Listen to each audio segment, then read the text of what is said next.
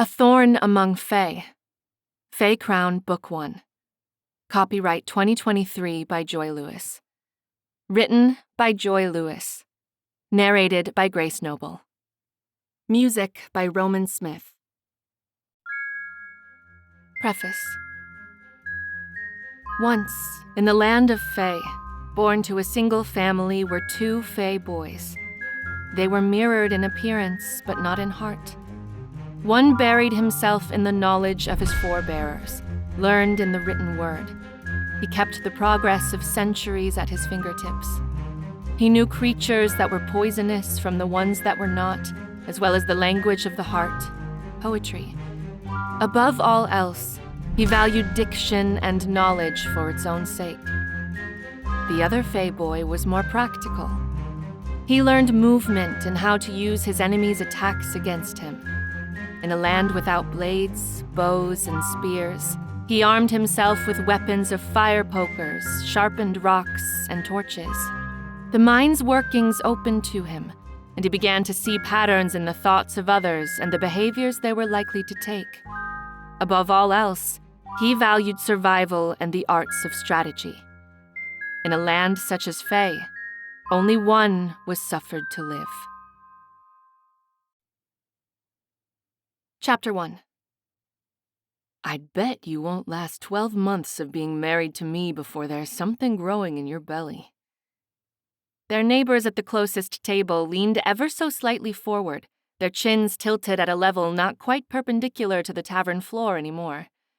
The wife-to-be in question, a young one by the pretty luster of her fair skin and the set of her ruby mouth, hid something like a smile behind a quick hand pressed to her mouth.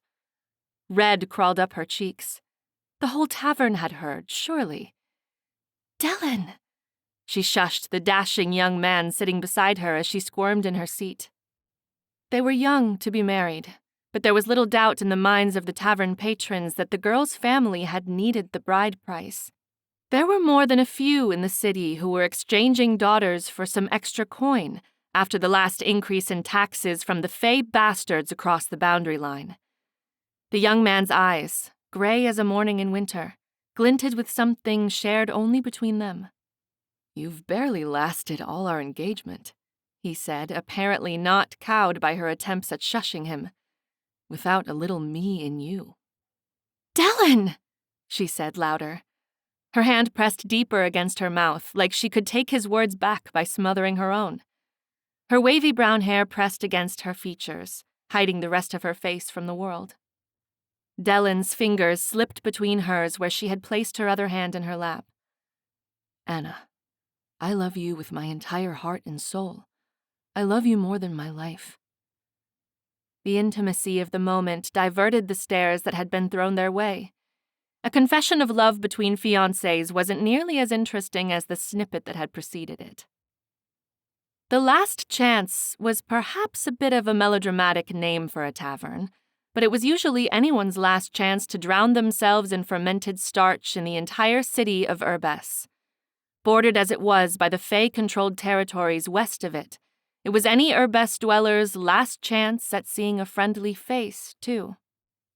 As the shadows thrown by the hearth in the center of the tavern grew longer, their eavesdroppers grew bored with their drink and how regular the conversation upwind had grown. Soon, they abandoned their mugs and the rings left on the tables by them and headed to their own rooms for finer conversation. It was only just midnight when the tenor of the engaged couple's conversation changed. Empty mugs, sticky from dried drink, sat before them on the table. "What are you saying?" Her hand, burdened by a modest band of silver indicating their engagement, caught the light of the fireplace's faltering glow as it flew to her throat. "Nothing," Dylan snapped. His fingers raked the strands of his combed curls as his eyes cast anywhere but at his beloved. "Just leave it be, Anna. You're talking too much again."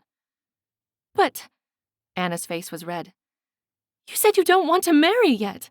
What others were you talking about? Other girls?" Dylan stood, and his chair nearly fell from the force. "I've had enough of your nagging already. Tell your da it's over." "But, Dylan!"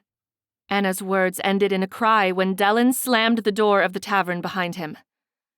Her hair piled around her where she pressed her face against the wood of the rickety table where they'd sat together. Her shoulders quivered. She was alone with their empty cups and the plates of their picked-clean supper. When her wrist flew from her side to smudge at her wet face, she knocked one of the cups to the floor where the last of its contents dripped, soaking into the floor and joining generations of stains. She smelled of ale. There were markedly fewer patrons of the Last Chance left to have seen the argument, but there were enough. After a short while, the man who had been watching her from the start rose and fitted himself where Dellen had sat. By now, the hearth was nearly cooled. The bar person didn't look up from his work where he sopped sudsy water into the floor, trying in vain to erase another day's worth of footprints and dirt. There was no one left to hear the stranger's murmurings to the girl. The girl, whose alias was Anna, stiffened in her seat ever so slightly when the man's hand grazed her lap. She wasn't nearly as drunk as she had let on, so she could very clearly feel his fumbling, yet determined attempts to get at what was under her dress. She would relish this next part. Just get through it. The man's eyes were hard and black like beetles. His skin had a sallow cast to it, as if he were always standing underneath the last minutes of torchlight in the streets of Urbes. In this city, the grime caked into the lantern's glass gave the flames an uncomfortable glow at night. She found that, equally so, the men who wanted to prey upon her were pretty and ugly. This one was not pretty. It mattered not to her. She allowed him to lead her upstairs, swaying on her feet when his arms weren't all over her, which was most of the time. When they stopped before a door, he produced a key. As soon as the lock clicked back into place, the man turned to her, his fingers groping at the ties holding together the back of her dress. His chin pressed into her collarbone as he whispered, "You won't remember any of this come morning, darling. Best to lie down and let me do what he won't anymore." It was then that the bones in his fingers crushed like brittle, dead leaves. She knew with the hard certainty that a bone in his thumb broke as she forced it to bend at an angle that was almost hard to witness. Almost. As her hands were occupied behind her back, she kicked him in his manhood. Her hands were like a prison around him. The strings to her dress remained knotted together. She never let a man touch her without touching him back just as hard. She forced them both into his room, and he rolled like a barrel to her delight. "You broke my hand!" he screamed. His good hand was wrapped around his injured one like that would fix it. Oops. She was supposed to keep them from screaming when she got them inside. She crouched above him. "You need to be quiet, or they'll be worse than that," she threatened. You little harlot! You did this on purpose!" he yelped much too loud. The girl smirked.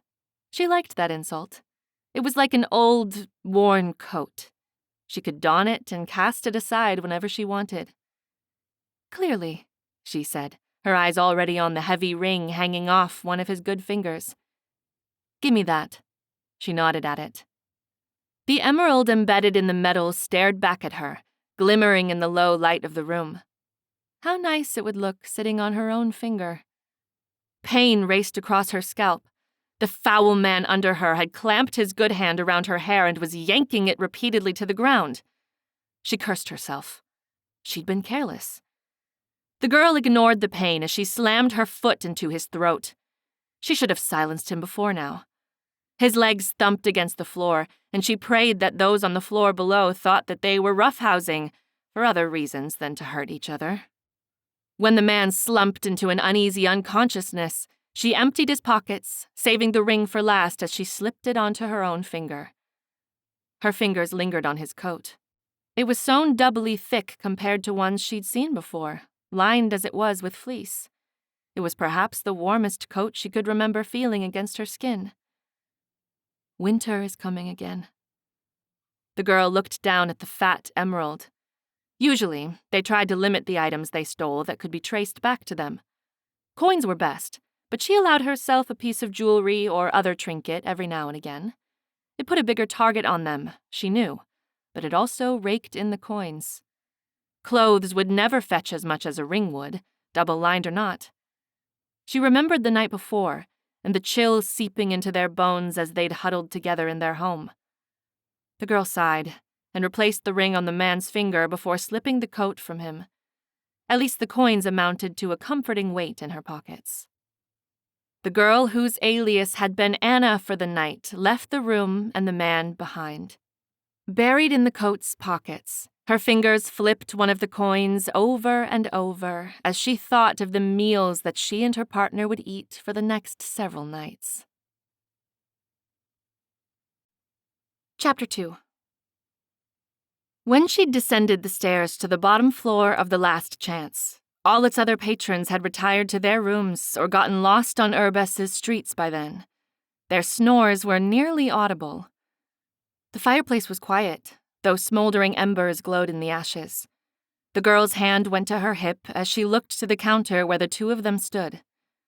Her partner looked up from where he'd been leaning across the counter, speaking to the barkeep. Dellen. She snorted internally at the name. His gray eyes twinkled in the low light. Done already? Instead of addressing him, the girl looked to the barkeep. She knew this one, and undoubtedly her partner did too. He was young, even though in the dimness of the room, she could see the muscles already worked into his limbs from carrying plates, dishes, and drinks. He'd been laughing at something her partner Dellen had said before she'd descended the stairs. Her eyebrow arched as she spoke. Do you see how lazy he is? He makes me do all the work. The barkeep smiled in response and looked back at her partner before answering. I don't know. He is cute for a lazy mooch, though. Her partner jerked his head to look at her. She thought she saw red crawl up the back of his neck. Good. The girl smirked. Usually, she had to pry him off most of the barkeeps when she did her part of their jobs. Though she couldn't complain too much as it helped keep some of the taverns friendly to their operations without so much as a bribe. He said, I think we should be getting back, don't you think, Anna? The girl's eyes went to the room around them. At such a late hour, or early hour, rather, it should remain empty until at least daybreak, but that was closer than she would have liked. That's right, she said, narrowing her eyes at him. They would speak on that on the way home. The girl addressed the barkeep. We should go so we don't cause more problems for you. The two orphans walked the streets of Urbess in the hours between late night and early morning when the fewest eyes could see them. They wore shadows like blankets and moved like ghosts. These were the streets they had roamed like ghosts since they were small, and they knew which street corners were flooded in the light of torches like they knew each other's face. They had been on these streets long enough to know that going unnoticed was infinitely safer and more valuable than being noticed. When she was sure nothing more than their shadows followed their steps, the girl turned to the other orphan. Why did you use that name? Her eyes narrowed on her partner. You know better than to use an alias like that for me. Anna. It was just a few letters short of her full name, Anova. As a thief, it was closer to the truth than she would have liked. She wasn't even sure when the last time was that she had heard her own name spoken. She and Juris were more careful than that. Even in safety, they usually only referred to each other as you. A person never knew who could be listening. Juris's gaze was steel for a moment. Then something changed in his expression, too quick for her to read it. His winter gray eyes moved from her face, and his dark eyebrows formed a crease as they came together. Do you ever get tired of aliases? He said. Of living them out every day? Anova looked hard at Juris. You know it has to be this way. His eyes moved to hers again. If we can't be us around us, then when can we be? Her lips pushed together. There was much she wanted to say to that type of fanciful thinking.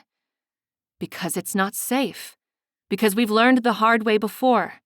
Because the constables will start to ask around for Anova and Juris. But what came out of her mouth was none of that. They know us. Anova stopped in front of her closest friend, her only friend in this world, and blocked his path with her body. They stood at the crossing of Ridgewell and Mercer. Store buildings looked down on them, their broken windows like staring eyes. Empty, usually. Her voice was faint as whispers, but tight as the strings on a violin and sharp as a blade. Our loners. They know everything about us. Anova closed the distance between them as she continued speaking. We can't be ourselves as long as they're after us. The people after them were worse than the constables. At least the constables had pledged to follow some form of justice, even if it was a justice that favored some over others. No, their creditors would collect, one way or another. They would do so whether or not Juris and Anova had a successful month. And their time to repay in full was almost up. Juris's eyes hardened and they flew to the ground. They don't count. The corner of his mouth twitched down. Shouldn't. But they had to count. They couldn't trust other people or rely on them like they had before they'd started living like this. They didn't have the luxury any longer. She glared at Juris when he wasn't looking at her. What had gotten into him? It was then she remembered the barkeep. It's him, isn't it? You want him over the life we have, she wondered. But she didn't say the words out loud in case they were true. She didn't want to know if they were. Juris had resumed walking towards their home without her, and his shadow crawled behind him on the stones despite their careful avoidance of light. Anova's throat felt tight. It wasn't supposed to be like this. They should have been celebrating the whole way home, drunk on success. She was light on her feet despite the weight in her pockets. Oddly, the added heaviness of the coins and coat buoyed her. They had done the impossible tonight, just as they had many times before. She hoped she didn't get accustomed to the feeling. They had coin. Gold, glittering, heavy coin. By now, they were within a few minutes of getting home. They were about to pass Urbess's labyrinth of dockyards. She needed to act now if she wanted to avoid his sulking for the rest of the night. Oh, Dellen, she said, crooning like the enamored fiancé she'd pretended to be. It worked. At the tone of her voice, he looked behind him at her as she caught up. Her eyebrow raised and she smirked. Don't you want to know how good we got it tonight? In Anova's palm was a coin fatter than all the others. Her thumb had rubbed into it so much that she was surprised her skin hadn't turned gold. It was a crown piece, and it was worth 1,000 gold pieces. Whatever look had been on Juris's face in the shadows before slid from his features. He swallowed visibly. You realize how much this is? Anova's lips pulled into a smile. Yes, she breathed. She felt her smile turn devilish. There was nothing she liked better than lightening the pockets of predators, and this had been their best job yet. We got our gold goose this time. Juris's face was still tight. He hadn't mirrored her smile. Do you realize what we could do with this? Anova followed Juris's gaze to the docks. Ships, undoubtedly full to the brim with crews and merchandise, floated nearby. This was Urbess's only real excuse to remain under the control of humans. It was the shipping port between the rest of their kind and the Fae of the forests. If only the taxes on ship fares weren't inflated enough so that only the wealthy could afford transport. Anova's eyes watered thinking on it. This had been their goal once. Escape. Their loners wouldn't know where they'd gone before it was too late to track them across the sea. Anova's teeth grinded against each other. If the Fae King weren't a greedy bastard, it might have happened. As it was, they could have never hoped to secure enough money at once to fund their exodus. But the crown piece changed things. It was half of what they needed. At least one of them would get out of this city. Lightheadedness assaulted her. All they'd have to do was stash it away and pay their loners a few more payments closer to what they regularly raked in from a job. There was no reason she needed to know about this. and then they'd be gone. Anova didn't understand at first what she was looking at. She should have seen stillness as she stared out at the placid sea, a low moon hanging in its reflection like a bloated fish come to the surface. But there was movement on the docks between crates and barrels. Anova grabbed Juris's wrist and darted between shadows until she found a crate large enough to hide them behind. Juris knew better than to ask when she got like this. He was nearly as good as she was at sneaking. Almost. Her muscles were taut, and her lips were thin as they pressed against each other. Anova didn't speak, merely allowing her eyes to flick between what she'd seen and Juris's face. He must have seen then. These were no mere dock or ship hands. Their velvet voices carried on the still night.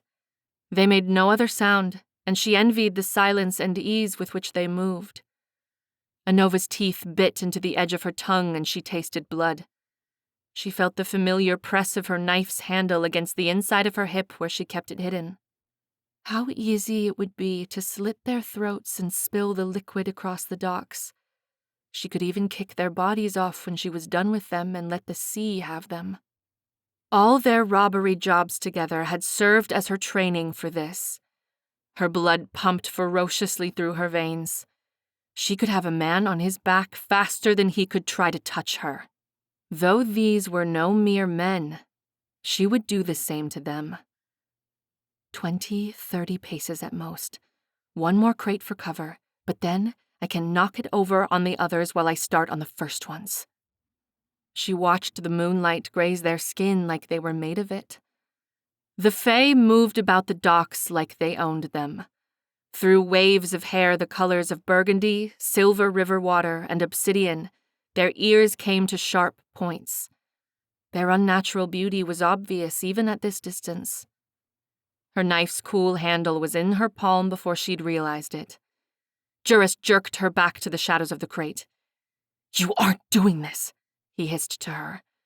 Anova yanked her arm out of his grip. Her eyes didn't stray from the Fae soldiers loading supplies from the docks to the ship. "I can, and I will." She would kill every last one of them for what they'd done to her, and she would laugh while she did it. She hadn't killed yet, but this night would see her first time. "They weren't the ones," Juris whispered. "Quit this." "They could have been." Her voice was hoarse with desire. "It doesn't matter. It might as well have been all of them." His voice was too loud. They would hear them soon. "Anova, I'm not taking a boat out of here by myself." Anova's legs had tensed to sprint the distance. Seconds passed, and slowly, she sank to the damp wood boards underneath, her head pressed to her knees underneath her skirt. She should have wanted to get out of Urbas more than she wanted to kill the devils on the other side of the crate. But in that moment, more than she craved her freedom, she craved to make them her first kill. Under the silver moon and dusky shadows, the orphan made a black-hearted promise in silence. Chapter 3. Anova woke to the smell of rising bread and iced pastries. Her stomach stirred in response. Vanilla icing, by the smell of it. Her head felt heavy as she lifted it from the floor of the attic space that was their home. The roof sloped harshly to one side, and a dormer window loomed over the city outside. She'd climbed out of it more than once and had the scrapes to prove it. Juris was nowhere in sight. Their space was small, but the warmth from the bakery shop below seeped into the floor and kept them warm during the cold season. All that they kept up here were their blankets, clothes, and a small trunk for their scant possessions. Her eyebrows pushed together. After one of their jobs, they always laid low in case the constables came sniffing around their part of Urbas for the arguing fiancés who turned out to be thieves. Anova walked to their single window and watched the denizens of Urbas scramble for their 2 bronze pieces for the day. The sun was angled out of sight over the shop, though it wasn't high enough to have reached midday yet. As she watched, Anova saw something that chilled the blood in her veins. Her nails dug into the windowsill as she leaned closer to the smudged glass. The ship. Her full memories from last night crashed into her, including what they'd seen on the docks, and what she'd nearly done. She'd been so close to them. Her knuckle grazed the handle of her knife, and something ached in the back of her skull. The Fae bastards were still here. It was the most she'd seen of them in the human lands in years. Anova narrowed her gaze on the ship. What is going on? The Fae never left their own realm. She bit into the edge of her tongue. Aren't the excessive taxes enough for you? Something stirred deep within her, and she forgot all about the hunger squatting in her belly and their dusty, warm attic home. A woman's scream seared through her brain and echoed dully in her ears. The sound cut off too abruptly, and Anova couldn't move. A coldness seeped into her skin, working deep into her bones. It's not real. Not this time. She jerked from the window. She'd been pressed to it, and the cold from outside had transferred to the pain. Anova shivered, and it wasn't entirely because of the cold. As she pulled her legs close to her and pressed her forehead against her knees, she was glad Juris couldn't see her now. She held herself there like she could hold together her broken pieces. Why are they here? Why now? Anova's hand tightened into a ball. She'd never seen so many here. Not since. She didn't let herself go there again. She needed to know why so many Fae were here now when they usually avoided the human lands. They only come here when they want something from us. Anova stood. She had to know if they were here for reasons other than trade. If they were here for blood. Again. Fae could never be trusted, so she would spy on them. Besides, she thought as her heart thundered in her chest, what if they're the ones who did it? Because, contrary to what she'd said to Juris last night, it mattered if they were the same ones. She'd probably kill them either way, but she needed to know. She had to find out, somehow, if these Fae were the same ones who had murdered a woman in cold blood. Her mother. Remembering the chill that clung to the window pane, Anova found the coat where she'd discarded it last night and threw it over her shoulders. She knew she should have left behind such a recognizable stolen item, but she could be out on the docks for hours before finding out what she needed to know. Juris would have to understand. After all, he'd been the first one to leave the day after one of their jobs. If he was breaking the rules, why couldn't she? Anova opened the door leading to the metal stairs that clung to the side of the building and nearly fell from the narrow platform that was the first step. Juris was before her, one hand tight around the metal rail and one clutching a paper bag curled closed. It was then that the smell hit her. It was the bright smell of blueberries baked into swirled rolls and glazed with vanilla icing. Freshly made. And it was her favorite pastry from the bakery. Usually, they only ate the bread that the shop had left over in the evenings. They got hard loaves and stale muffins, but it meant that they never went truly hungry. Her eyes watered. He must have taken some of his share from last night to buy breakfast for them. And here she was, sneaking around and generally being an ass. She struggled for words. You shouldn't have, she completed in a quiet voice.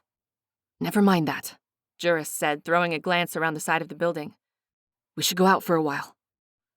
At once, Anova's paranoia ratcheted up several degrees. She didn't waste precious time asking him why. There were too many reasons and too many folk who wished them ill. She followed him to the ground below, silent despite the rickety stairs. Even under the sun, they were experts at not being seen. They'd had to disappear too many times not to be good at it. As Juris and Anova slipped through alleys, cutting across the bustling streets of Urbes and pressing against the back ends of manufacturing buildings, Juris spoke in a low voice. I saw them when I was in the shop. His gray eyes met hers as they passed between buildings. Constables. She kept her voice just as low.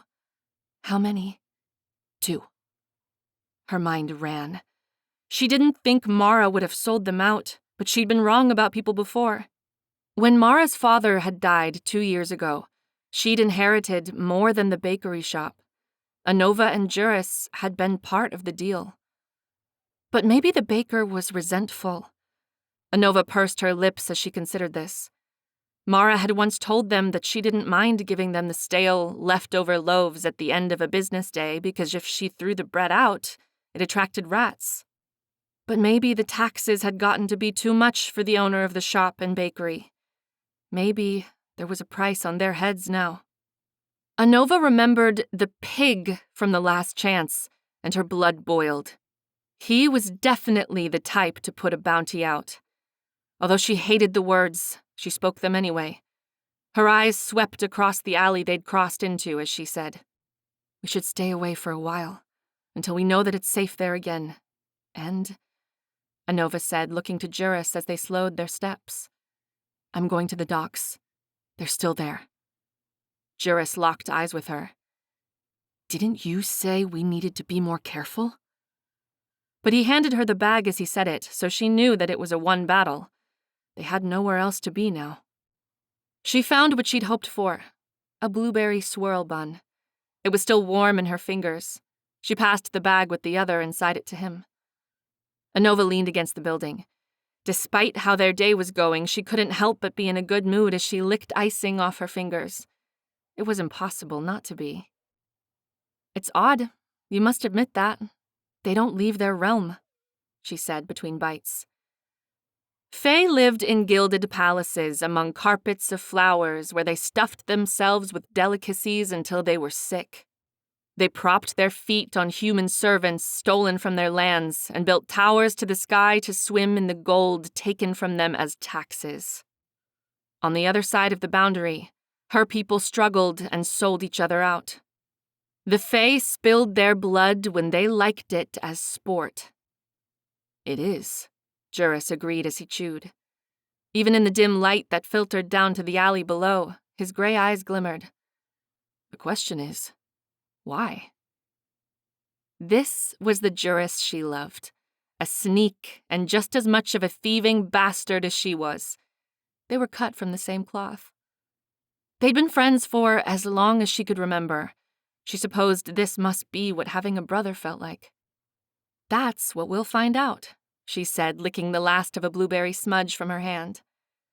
Down one end of the alley, a familiar voice called, "Find out what?" At the sound, Anova's hand flew to her waist to grab for her knife. It was then that she realized sounds were coming from behind her. As she spun on her feet, someone else was faster. A body pressed against her back and a lightning bolt of pain cracked through her wrist as a hand twisted it to grab her knife.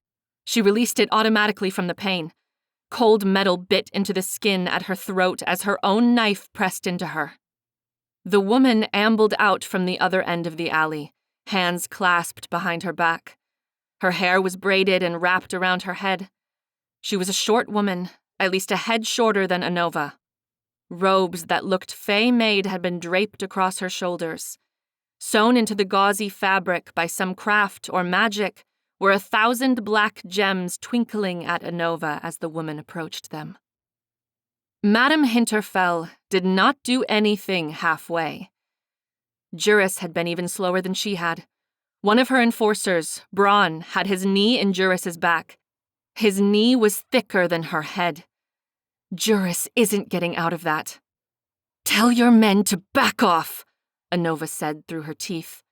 She wished she could move to at least kick her captor in the groin, but the steel he held was too close to opening her throat. "We haven't ever missed a payment, have we?" "That remains to be seen," Madame Hinterfell said.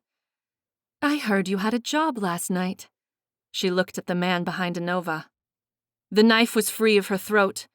Before she checked her throat to see if he had spilled her blood, she lunged at the man who was one of Hinterfell's other enforcers, Strago. "Give me that back," she hissed at him. Her skin crawled. He'd been staring at her already and expected the attack. His knee met her stomach, and she doubled over in pain before she could touch him. "I'm supposed to be good at this. Hand-to-hand fighting is the only thing I'm good at." Her eyes watered, but she forced herself straight after putting some distance between her and Strago. She wouldn't let them bruise her more. This wasn't a robbery. They had their money, and she was perfectly willing to hand over what they were due. At least Braun had gotten off Juris, though she wasn't sure if Juris looked better for it. Anova watched with malice as Strago tossed her knife by its handle to Braun. She hoped it would cut him as he caught it. It didn't. "Are you willing to cooperate now?" Hinterfell asked, her thin eyebrows raised while her lips remained in a straight line. We were going to cooperate in the first place, she muttered as she shoved her hands in her coat. She noticed that Juris hadn't said much. As his eyes found hers, she realized that he didn't know if she'd brought any of their money with them. In that moment, she didn't either. When the cold surface of the coins met her fingers, she could have sagged to the ground. She'd left most of their profit from last night buried in her new coat's pockets. We should have gone straight to the Rosebud to pay them. But she could hardly force herself to go there, even if only to see Madame Hinterfell and leave. They owed her, and it was not a light debt. It was the price of approximately 12 years of lodging, food, and other supplies. For Juris and Anova had been raised in each of their mother's quarters at the Rosebud. And now all who was left to pay their debts was each woman's child. The three of them, Anova, Juris, and Madame Hinterfell, had known each other for the entire length of Anova's life. Other faces had come and gone throughout her childhood, but, along with her mother, those two had been in her life throughout it. The crown is still in here, she realized. She froze. If she finds out about it. She prayed she didn't. Sweat slicked her clothes to her back. Don't tip her off, she scolded herself. Anova forced her shoulders to relax. Here, she said as she fished out all the coins besides the crown and shoved them at Hinterfell. The woman took them all and began counting them immediately. Madame Hinterfell had been running her brothel for much longer than Anova had been alive. If there was anything the woman could do, it was count money, Anova considered with a sneer. Anova knew it was enough payment, more than enough, but she didn't like staring at what felt like fate measuring the thread of her life, deciding how long it would be. When Juris spoke, his tone was icy. We'll be leaving now. But as he moved, Bronn grabbed his arm. Hinterfell didn't look up from her counting as she held up one finger. Not yet.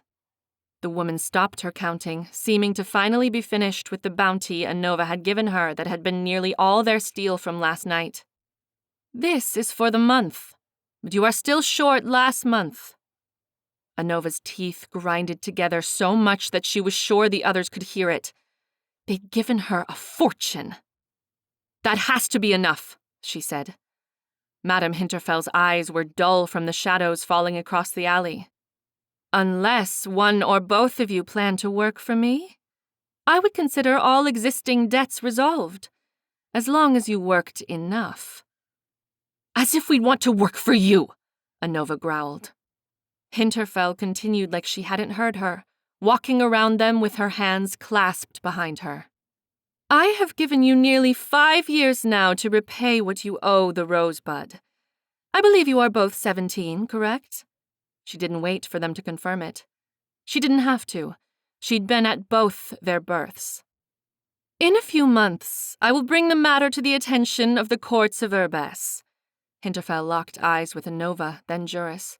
To him, she said, It will mark your next birthday when you'll be at the age that our laws determine you'll be eligible to work for me, and at the age you'll be legally responsible for your debts. She stopped walking around the semicircle of people.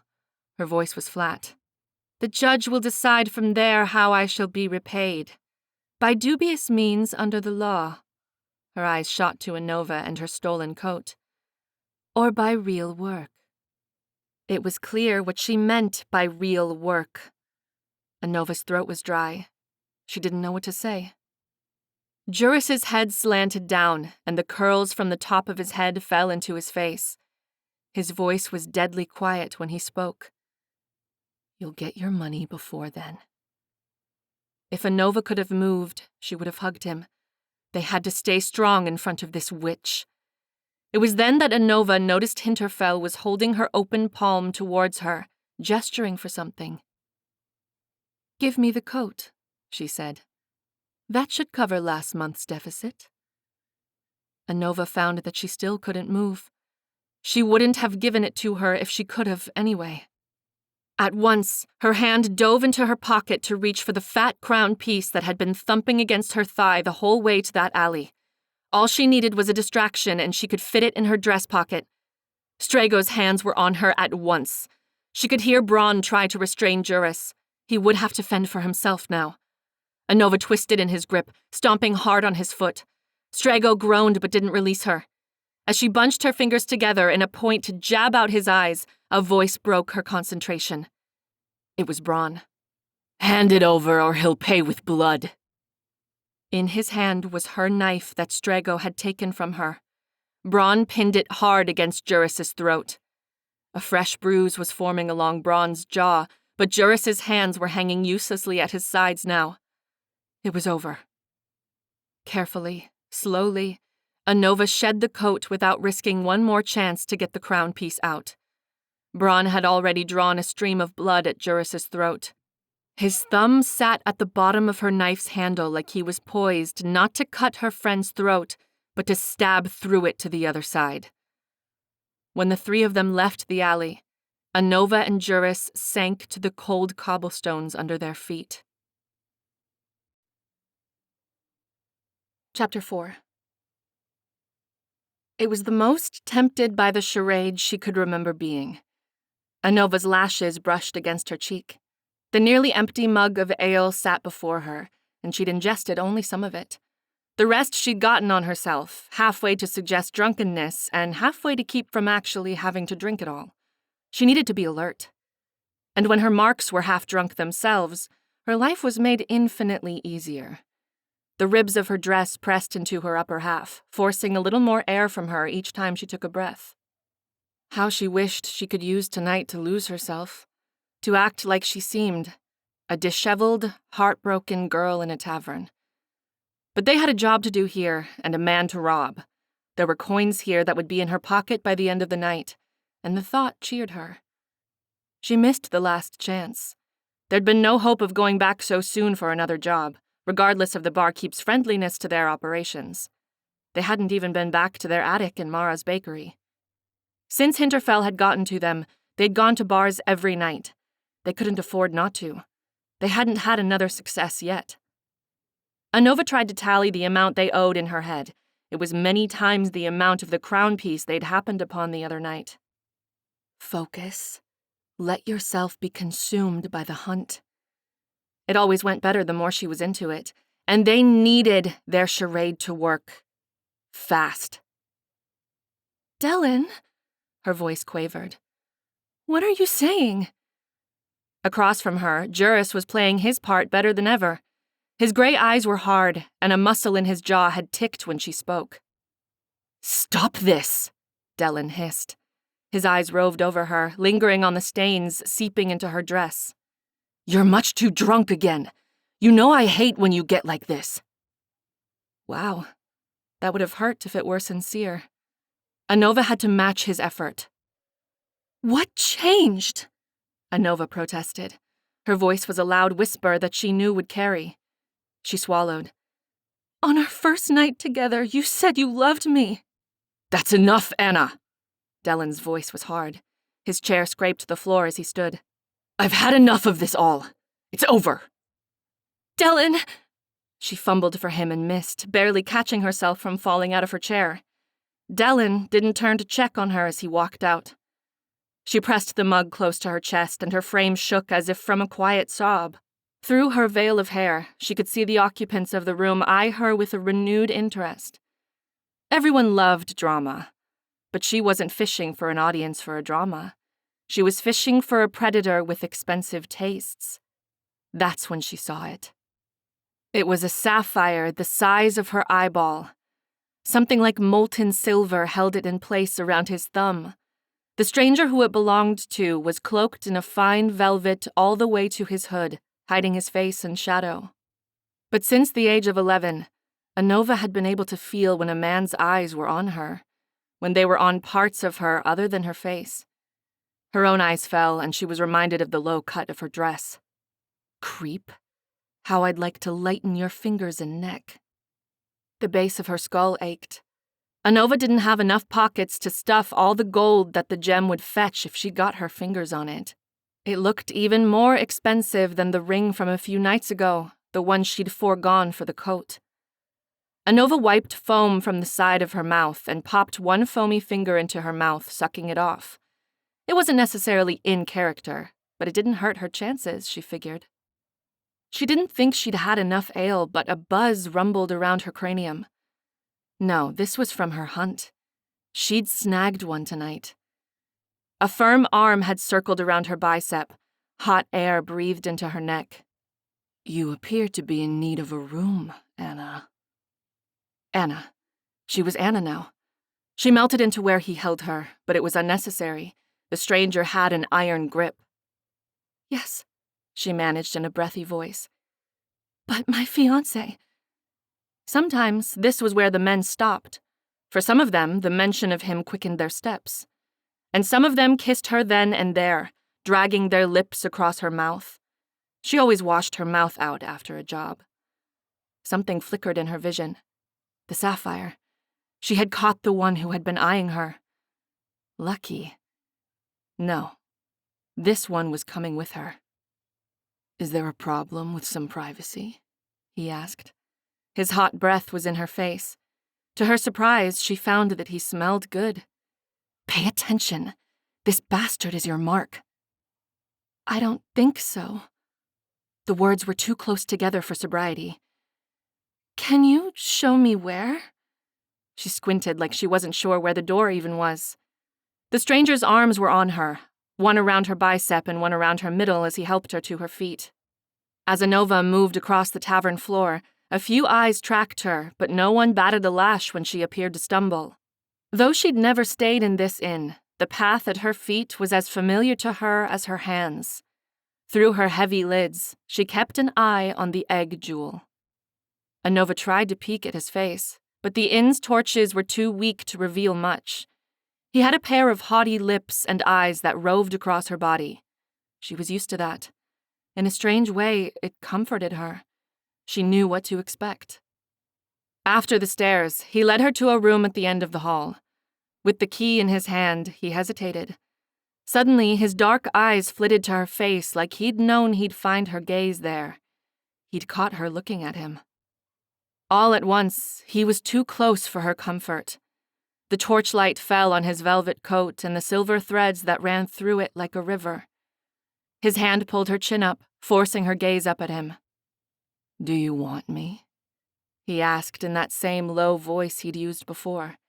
The edge of his lips twitched up like he found the idea humorous. It was a simple question, and it should have had a simple answer. Red washed across her skin. She'd just been looking for the best place to attack him. No, she wanted to say, but she had a part to play still. She looked into his eyes when her words failed. As soon as she looked, they held hers in a dark prison. Oddly, she didn't recognize the person reflected back at her. It was her, and yet it wasn't her at all. Attack him when he opens the door. But when she blinked, they were already in the room. Her head spun. Maybe she'd had more drink than she'd realized. Keep it together. The room around them was sparse. It was a mirror image to most all the other rooms at the inns she'd been in. A candle had melted a deep pool of wax around its metal tray. It threw light on his face, and she nearly gasped. He was the most beautiful person she thought she'd ever seen. He was younger than she'd assumed. Even under his cloak's hood, she could see hair the color of raven's feathers. His cheekbones framed a moody countenance. His dark eyes were like pools of liquid night, and his eyebrows arched delicately when he found her staring again. Thick black lashes lined his eyelids. He's still my target as well as a predator, she reminded herself. It was the latter part of her thought that spurred her to action. Remember who you're playing. Her fingers stumbled to the ties holding together her dress. All she needed was his fingers behind her, out of his sight, and it would be an easy matter to break a few of them. I can't get it myself, she mumbled. Her target took the hand that had been at her side and moved it too fast to his chest for her to break some bones. It was where a sliver of his chest poked out from the top of his silken shirt. He pressed her hand to his bare skin, near where his heart was. One of his perfect eyebrows arched. Is this what you want, Anova? Anova's blood ran cold. He shouldn't have known her name. This was a setup. What happened next was a blur to her. She was fairly sure she launched a kick to his midsection while she twisted his fingers the wrong way. But her leg connected with nothing. Instead, her arm and elbow were forced behind her back, not painfully so, but enough to hold her there. He held her other hand in his, too tight to move. "How do you know my name?" she growled, her eyes darting behind her shoulder. How he'd gotten behind her so fast she didn't know. "That's not the important question here," he said in her ear. "That's the only question here," she hissed. He was being weak, not twisting her arm further to ensure it broke. She should have been on the floor by now if that was his aim. She exploited the weakness and leaned further into the hold at her back. Her eyes watered, but it didn't matter. What mattered was that a stranger knew her name. It worked, and he eased up in either surprise or to prevent permanent damage to her arm. At the same time that he did, she kicked behind her, aiming for his manhood but hitting his shins. He was on the ground in a blink. "He's too fast, and he knows who we are. I need to get the ring and get out before this goes further." Her eyes flicked to the door. Maybe even without the ring. But she hated to waste a job so. As these thoughts rushed through her mind, her knee struck the middle of his back. He tried to turn over, but she used her weight to keep him down against her. Anova pulled his head up, and his hood fell away in the same moment. There were pointed ears below her. Her lips pulled back in disgust. "You're Fae!" Anova couldn't get herself to move. Her adrenaline had fled her body. Underneath her, he rolled, pushing her off him in a single brutal movement. "You're surprised?" When he got to his feet, his back was planted against the door. "None of the human males here would have found you out. They're happy to be tricked." His dark eyes narrowed. "Their minds are weak." She saw him fully now, and the addition of his sharp ears made for a severe yet beautiful face. He was slender, though there had to be some muscle underneath the velvet from how he'd been clearly trained, and his skin was the color of moonlight. "It doesn't matter if he's beautiful or ugly." Anova's fingers twitched. It was more than she could have hoped for. She remembered what was in her pocket. For a moment, she needed his trust. "What do you want?" she said. "That's not the question either. What do you want?" His eyes found where she'd been looking. He laughed a dry laugh. She'd been staring at the ring again. "What does it matter?" "It matters because I can give it to you, Anova. And only I can." His dark eyes glimmered. "A room of diamonds, troves of molten silver, riches worth more than 1,000 crown pieces." He took a single step closer to her. His voice had an edge to it. "Enough gold to replace all the blood in your veins." Anova allowed herself, for one moment, to consider how much money that was. Even if he was lying, which he most certainly was, it was a tempting thought to linger on. She stepped forward, closing the gap between them. "I think I'll start with all the blood in your veins," she said. The dinner knife tucked inside her bodice was in her fist faster than she could speak, and she aimed for the skin flickering at his throat. It was a strike to kill. Chapter 5. The dinner knife never found its mark. His reflexes were faster than Anova's, and she hated him for it. His hand squeezed her wrist hard, and metal clattered against the floor when she dropped the crude weapon. His face was impassive for someone she'd tried to kill seconds before. "Resourceful. You're going to need that where we're going." His eyes darted to her empty hands. "Although, I'm surprised that you don't carry a real knife."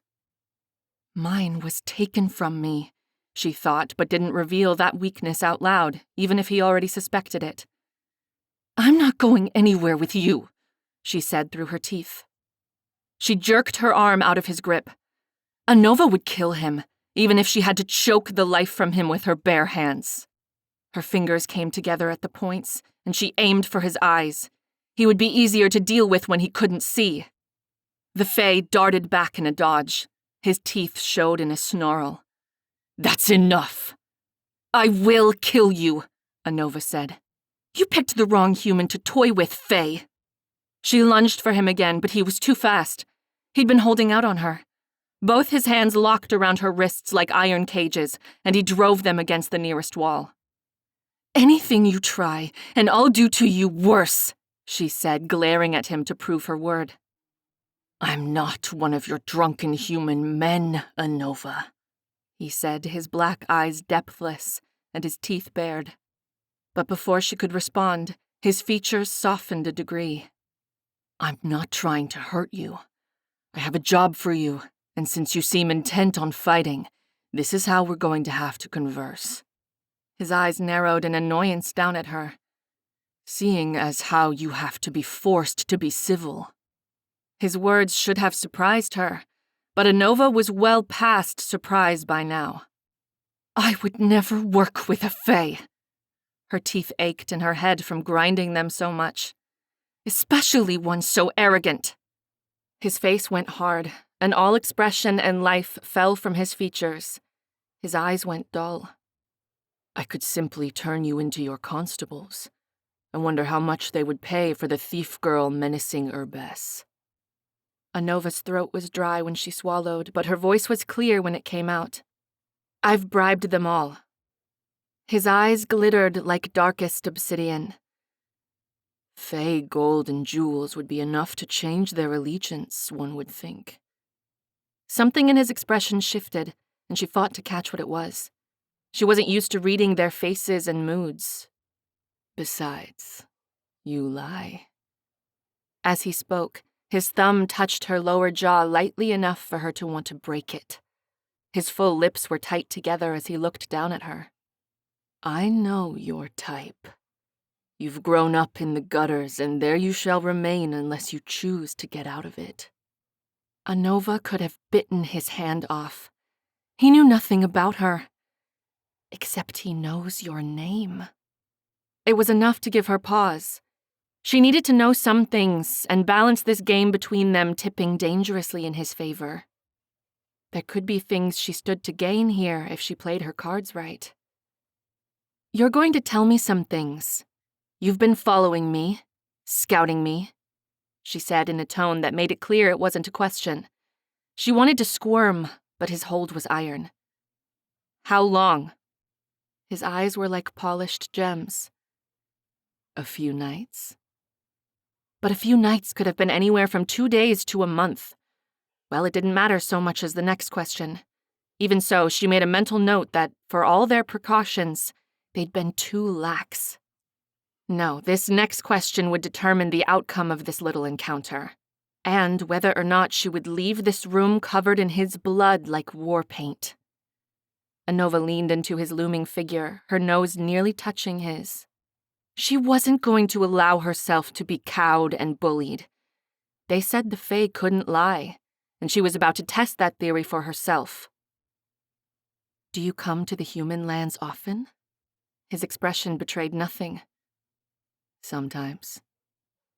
Her voice was even despite what was raging in her chest. "Did you come to Urbess on a night in the cold season 5 years ago?" His eyebrows raised at the wording of her question. He said, "Does this have a point, human?" She leaned hard into his grasp of her hands. She was cutting off her circulation by doing so, but she didn't care. She bared her teeth at him when she opened her mouth. "It has a point." When she spoke, she didn't recognize her own voice. "I need to know." His eyes went to where she was leaning into him, putting more pressure on him physically. For perhaps the first time, his response was not sardonic. "No, I did not." Anova leaned back, breathed, and tried to look anywhere but at the Fae's face. He'd allowed her wrists to slide through his hands, even though he was still blocking her from moving. She massaged her skin. "This isn't the one that did it. This isn't the one who killed my mother." It didn't mean that he was trustworthy, however. But there were other uses for the Fae that were richer than was good for them. Her eyes darted to his face again. This job, it's in the Fae realm, then? Yes. There was a strange change to his voice that she couldn't understand. I want you to kill someone for me. Anova choked on air. She smothered her coughs enough to talk again. I'm not an assassin. Look elsewhere. This Fae boy is short several marbles. But his eyes hadn't left her face. He wasn't joking. Oh, I'm confident you're exactly what I need. His breath tickled her face, and although there was nothing holding her there, she felt she couldn't move again. They locked eyes. He continued. I need someone who can pretend, act, and disguise themselves. Because from the first moment you're in Fae, you'll have to pretend to be something you're not, or we're both dead.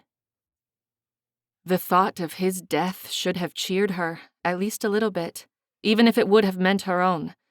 Another dead Fae was never a bad thing. But she couldn't shake the feeling of his eyes on her. It made her jumpy for no good reason. Her eyes left his. She was a coward who couldn't maintain eye contact. There are plenty others who could do this. Urbess is filled with scoundrels other than me. Murderers.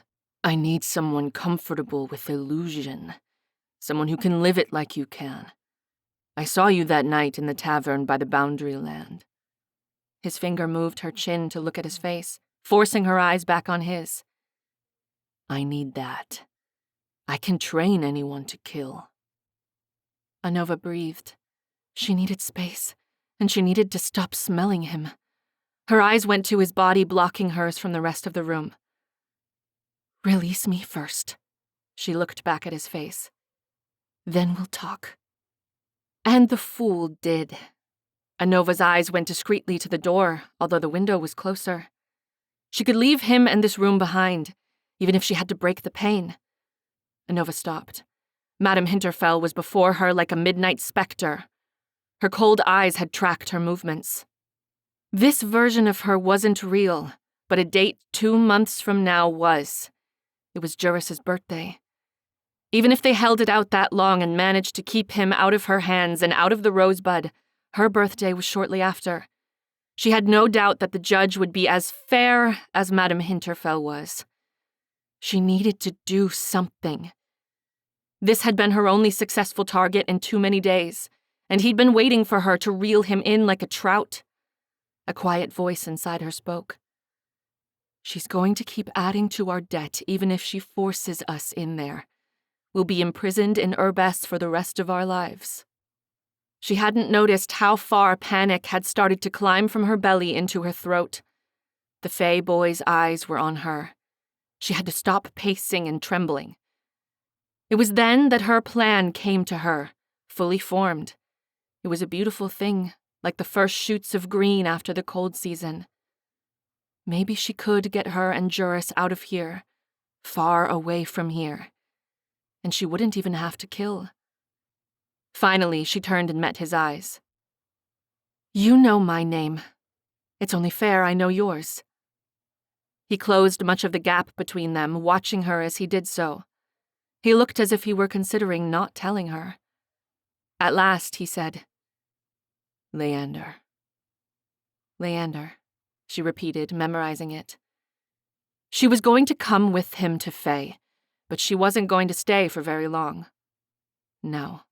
She was going to rob him blind and return to the human lands, sell it all off, and then she and Juris would leave this damned place for good. After a moment, she said, I accept. Chapter 6. We're leaving tonight. We shouldn't be seen together here. Anova stared at Leander. She'd waited for him to pack his belongings together in his room, and he wasn't going to let her get hers. I have things I need, Anova said, crossing her arms. What would that be? He pushed a lock of his raven hair out of his infuriatingly pretty face. All Fae are like this, she reminded herself. They thrive on you looking at them. It's like the sun for plants. Clothes? She responded out loud. His tone was wry as his gaze flicked from her dress and away. You'll need new ones anyway. An angry red blush stormed across her cheeks. She had many words for what he was, but she held herself in check. I need to talk to someone, she grinded out. One of his eyebrows arched. Your accomplice? It's the dead of night. My friend is waiting on me, she corrected. And he's more than that. He's family. Strangely, his gaze went to the floor at that. The door to his room clicked shut behind him as he ushered her out into the hallway before him. At her shoulder, Leander whispered, Find him, but don't leave the tavern. I'll be waiting just outside. When she descended the stairs to the emptied first floor of the tavern, she felt oddly like she was repeating her recent night at the Last Chance. But many things had changed since then. She couldn't quite decide if they were all bad. She was sitting on the golden goose. When she found Juris, he was alone in the corner of the darkened bar. At her approach, his eyes scanned her face. He'd been worried, and perhaps for good reason. She never took this long with a job unless there was a problem. The words came out of him in a quick whisper. What's going on? Are you okay? I almost came up for you. Anova's eyes moved to the only other person in the main hall with them. The barkeep tonight was an old man, his hands moving a rag across glasses and mugs with a practiced, easy effort. His back was turned to them, but she couldn't be sure he wasn't trying to listen. Leander had been watching her without her knowledge, hadn't he? There could be others. I'm fine, she said, sitting across from him. But something's come up. Some dried herbs hung from strings dangling from the rafters above. They were suspended throughout, and the smell of rosemary hit her then. Dried berries were preserved on some, frozen in time. Is this about him? Juris didn't seem placated. Our Mark? Her eyes moved across the room. Where was he? He hadn't come down with her. Well, he's not here. She stared at the back of the old barkeep. He's not our Mark anymore. Well, at least, not like that, she said in a low voice. She steepled her fingers and smirked. I'll be taking on a different type of job for a while. Juris leaned his body forward on his seat as she explained. She kept her voice nearly inaudible as she spoke. The Fae boy was nowhere to be seen, but she wasn't going to let him overhear any part of this plan. She finished with, As long as everything goes to plan, I'll be back before the month's out. And before our next payment to the Rosebud. He seemed to hear the unspoken part of her statement as well. Juris allowed a low whistle to wheedle from his lips as he leaned against the back of his chair. Sounds like this could be our biggest payday yet. His eyes caught on the dim light of the torches set in sconces around them. And not merely a human's fortune, but a Fae one. Exactly, she said. She mirrored his grin. They were thieves to their core, after all. There was nothing so joyful to them as a con and a disguise to go with it. Her blood pounded with the idea. It didn't exactly matter to her who the target was, only that there was one. Juris's mouth formed a serious line abruptly. But this is also your most dangerous job yet. His eyebrows lifted. We should find new weapons for you while we prepare for your trip to Fae. Anova's lips pursed. We're leaving tonight, and I can't bring in anything like that. We'll be searched at the border. Juris's mouth popped open for a mere second before he recovered himself. You're going to come back, aren't you? Anova's heart stuttered. She wasn't used to this Juris. She was used to the Juris who was self-assured, confident to a fault, and just as hungry for coin as she was. But she couldn't let him see how his words had affected her. She had to do this. For both of them. And by extension, she had to believe that she could do this. I have no choice but to try, Juris. We have no choice. This is our only lifeline out. Any other job is just a postponement until next month. But instead of all those things, she said, "Are you kidding? I've been waiting for this." She leaned forward, feeling the light of the nearest torch fall away from her face. "Maybe this isn't all about the gold this time. I'm going to find him. I'm going to find the one who did it." When they stood for their farewells, Juris surprised her. His arms were suddenly around her, holding her. She couldn't remember the last time she'd hugged or been hugged. Anova closed her eyes during the embrace, afraid that she would cry if she didn't. He spoke into her ear. "Remember what I said. You can't kill all of them. And maybe that's not what you need either." "It's exactly what I need," she thought, but she didn't want to ruin the moment. She opened her eyes and exhaled an unsteady breath. "I'm going to miss you, but we'll be filthy rich when I come back." As they pulled apart, she looked into his gray eyes as she made her vow to him and this city. "Wait for me. I'll be back before then, I promise." This time, she was sure they both knew what day they meant by then. "I'll hold you to it." Anova swore she hadn't seen him standing there a moment before. The contours of Leander's face under the moonlight made him look even more like some beast that lurked the woods. The Fae boy was getting to her, and it had only been hours since she'd made a deal with him. He walked out from under the eaves of the building, holding a cloak. She shrugged into it, and she had to prevent herself from gasping. It was as soft as a blanket. She knew that instant she wanted to sleep with it. Anova's face darted to Leander. She hoped he hadn't seen that written on her face and wondered how perceptive the Fae were of humans' expressions. Likely too much so. His eyebrows rose. Maybe he had seen it. "You're ready now?" "Yes." Her heart thundered in her chest, and she stopped herself from looking for Juris. She knew the path he'd be taking right about now. She hadn't even gotten the chance to see their attic room above Mara's one last time. And then there were those at the Rosebud that she hadn't seen in too many months already, old friends of her mother's. "I'll see them all again," she reminded herself, "and with heavier pockets." They moved through the streets in a blur. Usually she wore the shadows of Urbess like a second skin. She was surprised to find that she would mourn the loss. As the buildings receded, they came to the stretch of forest that kept the humans and Fae mostly apart. Her boots wore into the dirt below as they approached the first trees. She used to venture into these woods as a young girl. She dreamed of a world of magic and wonders just beyond the trunks she could reach. That had all stopped when the beings on the other side of the woods had become more real than they'd ever been and killed her mother. Why did they do it? What compelled them to kill a woman in cold blood? She stopped. These bastards were dangerous, and she needed to know as much as possible about them in order to win in their own realm. She needed to absorb information like a dry, wrung-out rag sops up water. She needed to start taking this seriously. Leander stopped with her. "What?" Anova's arms crossed against her chest.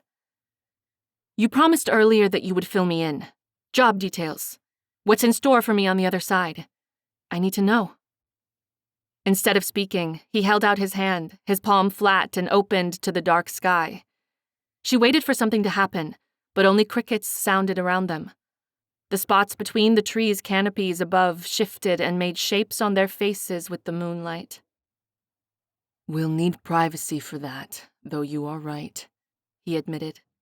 "We need to perfect our stories before we get near Fae." It was then that a sudden gust stirred up the winds between the trees.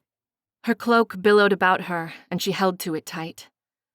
The wind had moved the canopies of leaves above their heads once again, except this time, moonlight bathed Leander and touched his open palm. She blinked. She couldn't believe it and blinked again.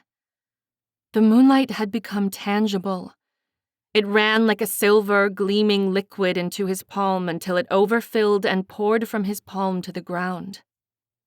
Leander stepped back, allowing the dribbles of liquid moonlight in his hand to splatter to the ground in one flick of his hand. What? She never got to finish. Anova lost the thought. Where the silver had pooled on the ground, a glass orb ballooned from the size of a turnip to as big as a shack. But truly, such a comparison was a crime. The glass had formed ridges and ripples on its surface, which turned into a door, windows, a curved knob, and elegant trim. All edges created from the process smoothed and became beveled. It was a glass carriage. Where he'd splattered the moonlight on the ground, wheels sprouted and attached to the sides of the carriage. While she'd been staring at the glass orb, Leander had held one of his fingers into the air, still covered by a slight sheen of liquid moonlight. She watched as one, then another butterfly landed on his hand. Their shiny black bodies crawled along his finger, their proboscises moving and flexing as they tasted the air. The first one had found the moonlight liquid. Its iridescent green wings caught on the light seeping from the canopy above. As it drank the nectar of the moon, its body was filled with light.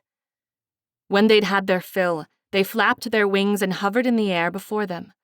Leander threw out his hand behind him as he started moving. It was then that the butterflies started to grow. We need to get back. Anova stumbled backwards with him, unable to do much else. This was impossible. The thin black bodies of the butterflies grew in size, morphing in proportion as they did. Their thoraxes broadened to chests, melding with their lower halves. Their legs stayed spindly and black, though they grew large enough to support their new bodies. Their mouthparts formed thin snouts. Their wings moved across their backs, flapping and bending until they were much more substantial than those of insects. They emanated the light of moonbeams. They were strange horses, but horses nonetheless. They looked more delicate than the ones she knew, and short, shiny hair rippled across their body in pure ebony. When she stared at them, she could still see the eyes of the butterflies, orb-like and slightly too perceptive. Black bead eyes stared back like they thought the same of her. Their wings still looked to be the paper-thin wings of a butterfly, but as they thrusted them against the ground, a great wind stirred. Anova's hair whipped about her face. She said the only thing she could. How? It helps that the moon is waxing rather than waning. Leander glanced down at his palm. It looked dry now, though she wasn't sure she trusted that assessment enough to touch it. Who knew what it would do to her? A thought occurred to her then. Wait, she said, planting her body in front of his. We're going back. If you can make coins from moonlight like this, we're giving Juris my payment for this job before we go any further, or at least a down portion of it. Some muscle appeared to tick in Leander's jaw. His words were stiff. It doesn't quite work like that. She glared him down. Because you want me beholden to you until the job is done? Paying for services up front is standard where I come from. Anova would fight for Juris every time, if she could make things easier for them already. But when Leander spoke again, his voice was cool and removed of the emotion from his earlier words. He turned his back to her, walking to the glass carriage. First rule of Fae. Anything made from moonlight will disappear or revert to its original form come dawn. Leander held the door to the carriage open for her, his face hard and impassive. Working with him was going to seriously test her, she could see already. Chapter 7. All right, so magic is temporary, Anova noted. But I need to know more about it than that. Around her, the magic of Leander's liquid moonlight seemed permanent enough. The interior of the carriage was wrought in beautiful crystal, and yet the benches they sat upon weren't hard. They were lined with plush cushion on each side, and a stringed line of teardrop crystals dangled from the center of the ceiling above them, providing a soft, glowing light. Around her, The glass walls had thickened and darkened so that they were opaque from the outside. Or at least, she hoped. A window on each side of the carriage, one next to her and one set into the door, showed her how fast they were passing through the forest. Across from her, Leander sighed and put his leather-bound book down on the cushion. Where did that come from? She wondered, but suspected that there was no real answer. It had probably come from the same place that the carriage had. Out of air. Or is that just magic made from moonlight? She added. She didn't care if it annoyed him. She needed to know. He seemed to remind himself that she didn't know anything about Fae. No, that's correct. It's why most of our people rise with the moon and slumber with the sun. Our power relies on the strength of the moon. Leander's face darkened as he leaned back. His shoulders went stiff against the glass wall. With one unchecked exception. Anova's breath caught in her throat. And what would that be? The blood crown. His eyes were on the window showing the forest rushing by. His voice was low. Or rather, its owner. His gaze flicked back to her face. The High King of Fae. The crown gives its wearer a power not tied to the waxing and waning of the moon, but to the earth itself. Anova swallowed. That sounded better. Maybe she should have made a deal with the High King instead of this. That brings me to the next rule of Fae, Leander said. He studied her face before speaking. All weapons are outlawed. Anova just stared at him. He expected her to kill someone without weapons? She looked to the door of the carriage and wondered how much it would hurt to jump from it now. She stood. Sit, Leander hissed. That didn't make her want to do so, however. She was nearly to the door of the carriage when his hands pushed her back. She fell against the cushions. You can't expect this of me. Her voice rose uncomfortably. That would be impossible. This is exactly why I chose you, he said. You haven't relied on blades as a crutch. One of his eyebrows arched. But that doesn't mean I don't have any. Anova breathed. That was better. If she had been with pleasanter company, she would have grinned. Smuggling illegal arms inside the realm. It's a good sign I can get other things outside. He was speaking her language now. Her finger tapped against the polished glass surface nearest her. Remember, I'm not going along with his plan. I won't have to assassinate anyone if I can steal enough of his Fae gold. Okay, fine. What else? What about our Mark? She said. He's an enemy of my family, and we need to assume he's still watching me. Leander's voice was bitter and low. He's waited for me to try this for a long time. His eyes flicked back to the window. The guards along the border to Fae have his allegiance, as do many others. Of course he wants to kill a powerful Fae. But what she said out loud was, and those weapons you mentioned? I've accumulated one or two. I'll train you in secret on the grounds of my family's estate. As he said it, there was a strange look in his eyes that she couldn't quite interpret. It didn't match with what he'd said. Was it regret? Sorrow? Envy? Frustration? There was no use in trying to understand the Fae, she reasoned finally. He continued, leaning close to her from the other bench. Even though Anova was sure they wouldn't be heard from outside, his voice quieted. His inky black eyes found hers and held her there, transfixed. We're going to have to play our parts until the end. They can't suspect why I've brought you in. The king is suspicious of war brewing in secret against him, and will punish the shadows moving about him he claims to see. Her eyebrows pushed together. And he's outlawed weapons. She tapped at her chin. She didn't quite understand something. A secret war? Is the Fae realm so unstable? The light moved from Leander's eyes. On the contrary, it's as stable as ever. The High Fae King or Queen isn't chosen by blood shared, but by blood spilled. The magic of the blood crown responds only to bloodshed and belongs to the Fae that killed the last ruling sovereign. Anova stared at him. She'd figured him out. You're trying to kill the High King. Leander was beside her on the bench in a flash, his hand pressed against her mouth faster than she could stop him. Don't. Never say those words out loud, he hissed. Anova shoved his hand from her face. Fine, I won't. Just don't do that again. She wanted to glare at him for touching her, but lacked the heart to do so. Her blood thrummed through her at the thought of what he'd hired her to do. This Fae boy was even crazier than she'd first suspected. The richer they are, the more bolts they have unscrewed. This is why we have to disguise what we're doing every second we're inside Fae, Leander said. She narrowed her eyes at him. How are we going to do that? Won't they be suspicious of a human in their midst?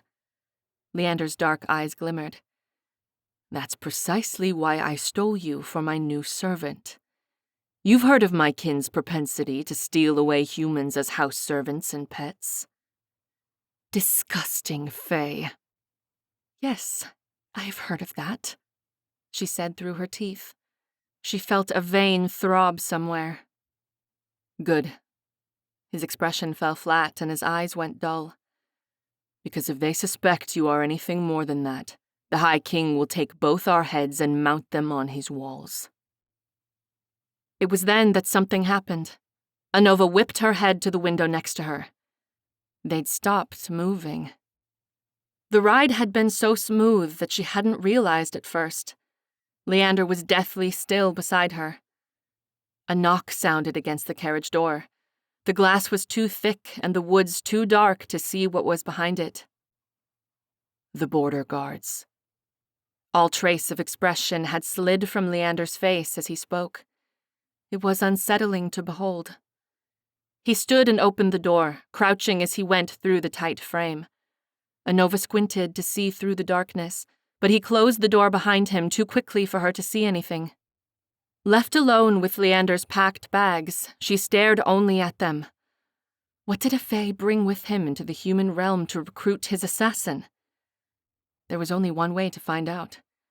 There were practical reasons to search his bags, too, such as taking one of these outlawed weapons he claimed to have.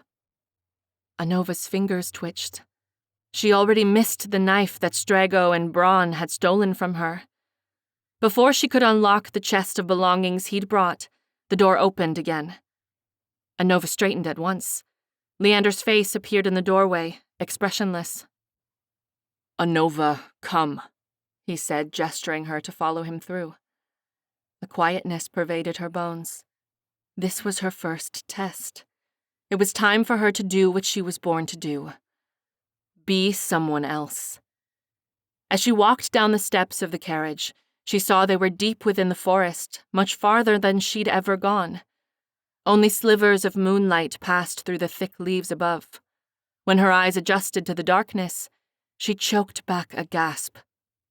Besides Leander, 3 Fae stood before her, each one more beautiful than the last. Silvery blonde hair fell along the shoulders of 2, a female and male, she thought, while the last had hair the color of the underside of a raven's wing. She guessed that had the sun been shining on him, it would have revealed a tinge of glossy navy, like a gracle's coat. They wore clothing that looked more suited to court than guard duty. It was the grackle one who spoke as he beheld her, though he was clearly not addressing her. This is your new human servant, then, the one you left Fae to retrieve. His eyes were the same shade of grackle coat, and they gleamed with an undertone of violet. Doesn't look special to me. Would you have preferred I brought back one for you, Helmir? Leander sounded bored. I didn't know you liked humans so much to desire a toy for yourself.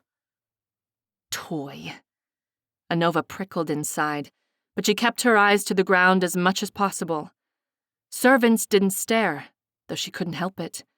Helmir was still staring at her, and not returning the stare was like not looking back at a snake looking at you. Inside her cloak, her fists tightened. She would memorize all their names and faces. When she found the identity of the Fae who had killed her mother, she would know that face too. But it was one of the blonde ones who spoke next, the female by the tenor of her voice. "We didn't see you enter the human lands, though. One would perhaps think you hadn't wanted to be seen." Leander said, "It's not my fault you're not doing your job." At his words, Anova looked over at the female Fae. Her eyes didn't leave Leander's face. The only evidence of her wrath was how her lips pulled back at the edges, revealing fangs much more like a wolf's teeth than a human's. "Dump his things." The other blonde one darted inside their carriage with a speed that Anova hadn't thought possible. When he emerged, he'd already popped the lock on Leander's chest. Suddenly, she was grateful that she hadn't brought anything of her own. It would have included a weapon. Her breath hitched. But if Leander had acquired a weapon in the human lands? What then? She looked to the three Fae. If not Leander, which one of them would be least cruel when they claimed her as their house servant? Or would they even bother keeping her alive at all? When the male Fae dumped the chest's contents upon the earth, Leander's possessions slid over each other. A loaf of bread wrapped in bakery paper. She wondered if that had come from Mara's. An old, stained map that, even from a distance, she could tell had outdated names for human towns scrawled on it. A shirt sewn with what looked like thread of silver moonlight. The ring, with an egg-sized jewel shining on it, was buried underneath. Books that looked like he'd taken them directly from the archive building in Urbes. No weapon. "I see the High King's favor and resources haven't been wasted on you three." Leander closed the distance between him and the three other Fae. His voice was low and deadly, and his eyes were brightly cruel. "It would have been such a shame otherwise. Dignity isn't so cheaply bought these days." It was Helmir who spoke. There was something off about his expression. It was as if he were about to laugh and slit Leander's throat at once. He did neither. "Do you know what I think?" Helmir's voice was soft like velvet. "I think they left the wrong one behind." Anova's head whipped to Leander. The words had some significant meaning to him, even if they didn't make a lick of sense to her. But Leander was quiet. He didn't respond to the taunt. Helmir passed the other two some of Leander's books. The Fae's eyes gleamed with malice. Without taking his gaze from Leander's face, he said to the others, "You know the High King's orders. Search through everything brought back into Fae. We wouldn't want to miss a weapon or a piece of human literature with lies written of His Majesty." But they didn't merely look through the books, Anova saw. When they started ripping out pages, her mouth popped open. She shouldn't have been surprised. The Fae were far more brutal than this. Helmir's pointed teeth tore into the loaf, but he only took one bite before spitting it back out.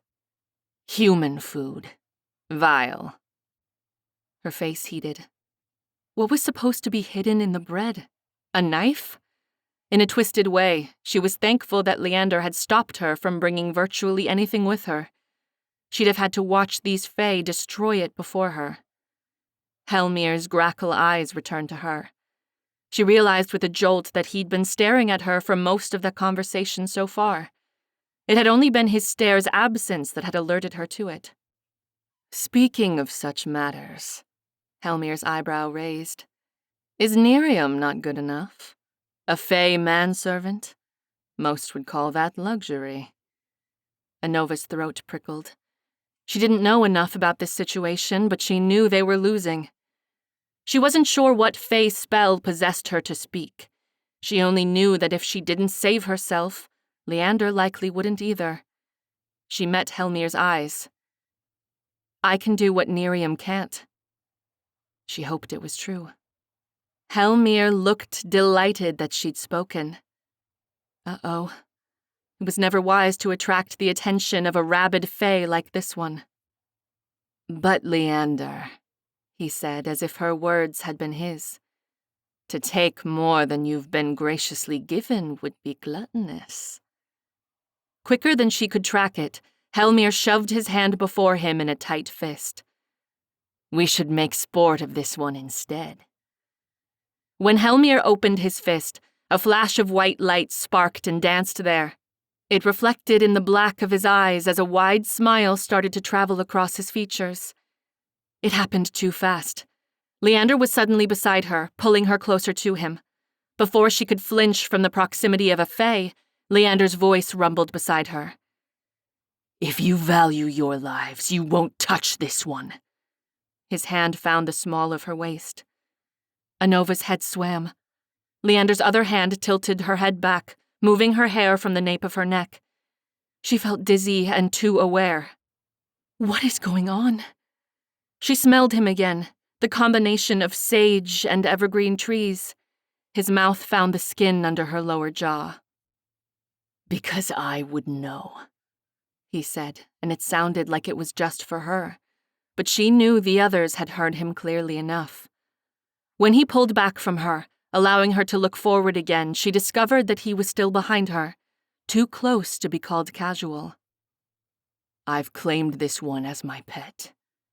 His voice was too detached when he spoke. I would think even the High King could understand such a need. Leander, my old friend. Helmir's eyes were still glittering, though his expression was different now than before. This time, he laughed, and the sound was so startling that Anova would have jumped if she could have moved at all. She hated the instinct.